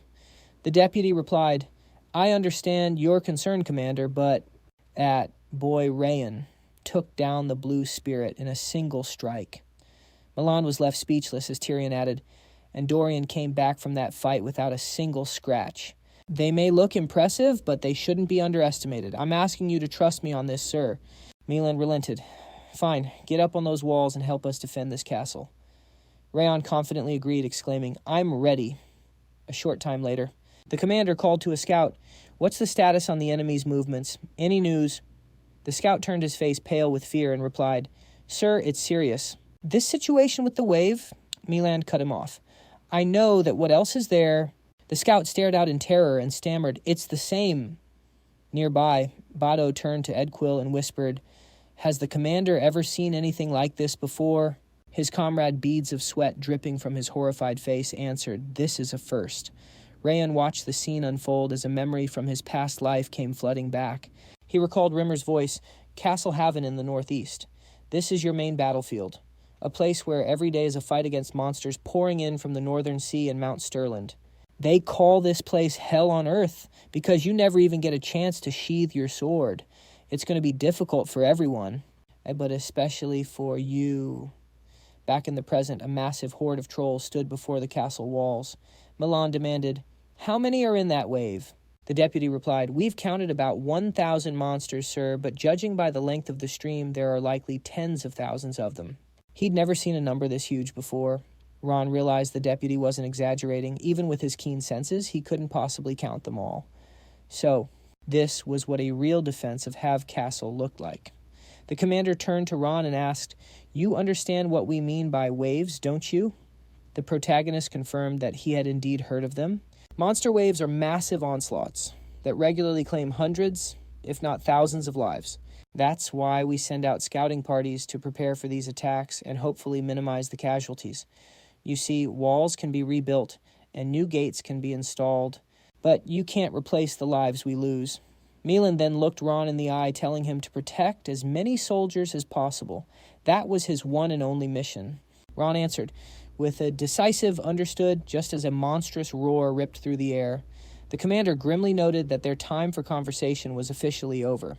He ordered his men to raise their swords, acknowledging that the sheer scale of this wave was terrifying. But he declared this was nothing new for Have Castle. They would handle it just as they always had. Milisur. "We will stand, and we will win." Milan raised his sword high, exclaiming that after the fight they would all celebrate this victory together. Shield-bearers and spearmen to the walls, archers cover them. The commander gave a powerful swing of his sword and screamed the order to attack. The trolls bellowed in fury as a volley of arrows rained down upon them. The shafts sank deep into their hides, causing them to howl in agony. Suddenly, a scout with a spyglass shouted for everyone to look. "An elite orc is charging straight for us," he yelled. "It's aiming for the gate. We have to stop it. The arrows aren't even scratching it." Just then, lightning struck the massive orc. Milan roared for everyone to stay calm and hold the line, vowing to protect the gate himself. A nearby soldier yelled to his comrade, "Don't panic. The commander is with us." Another soldier screamed, "They're climbing the walls. We have to stop them. Don't let them get over. Use your aura to knock them back as soon as they're in range." An orc, now perched on the wall, raised its axe with a furious roar. A soldier nearby fell to the ground in sheer terror, screaming that one had gotten through. "Help me!" he shrieked. In a flash, Ron was there, his blade striking true and sending the orc plummeting to the ground. He quickly turned to the soldier and asked, "Are you hurt?" The soldier shook his head and, scrambling to his feet, stammered out a "Thank you." Ron glanced across the battlefield, thinking to himself that this was a true vision of hell. He felt like he'd already cut down several hundred of them, but their numbers didn't seem to be shrinking one bit. Just then, Milan shouted for everyone to brace themselves, yelling that a demolisher was approaching from the right. Ron whipped his head around just in time to see a massive explosion tear through the air. He gritted his teeth, steadying himself on the trembling floor and thinking, "They even have monsters that explode hinen. Oh, Giat, what about the soldiers?" He heard piercing screams and saw men lying on the ground, riddled with wounds. The protagonist dropped to his knees in horror, his mind racing. Were they blown off the wall by the explosion? He thought. He shouted for them to hold on, that he was coming for them, but just as he moved, Milan's voice echoed in his mind via aura. "Get back here, Inai Ebian Nigasarich." Ron froze. An aura message, that's Commander Milan. The order was clear. He had to focus on protecting the rest of the men on the wall. "We can't get distracted, or the entire line will collapse." Milan was telling the protagonist to accept the inevitable losses.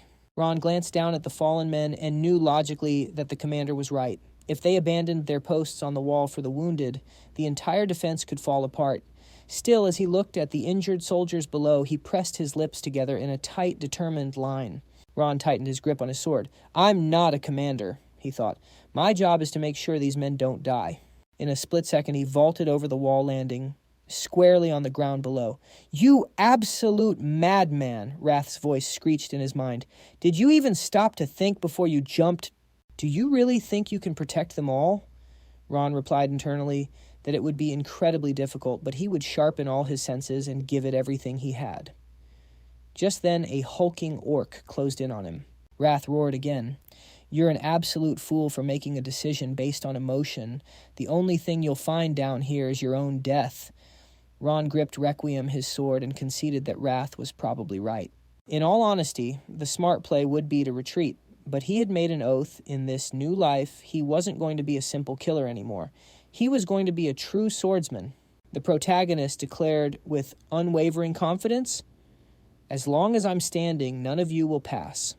With that, he charged headfirst into battle, determined to somehow manage and survive this living hell. The battle raged on relentlessly. Ron sliced, diced, and hacked again and again. Soon his arms were drenched in blood up to the elbows, and the skin of his palms was worn down to raw flesh. He was running on fumes, completely out of aura. His hands only remembered the grim rhythm of his sword carving through flesh, and his entire vision was painted in a thick coat of crimson. With a savage roar, Rayon threw himself at the next enemy. He got right in the orc's face and raised his weapon for another round. As the hours blurred together, the moon began to dip below the blood-soaked horizon, and when the first rays of dawn finally broke through, not a single monster was left standing before our protagonist.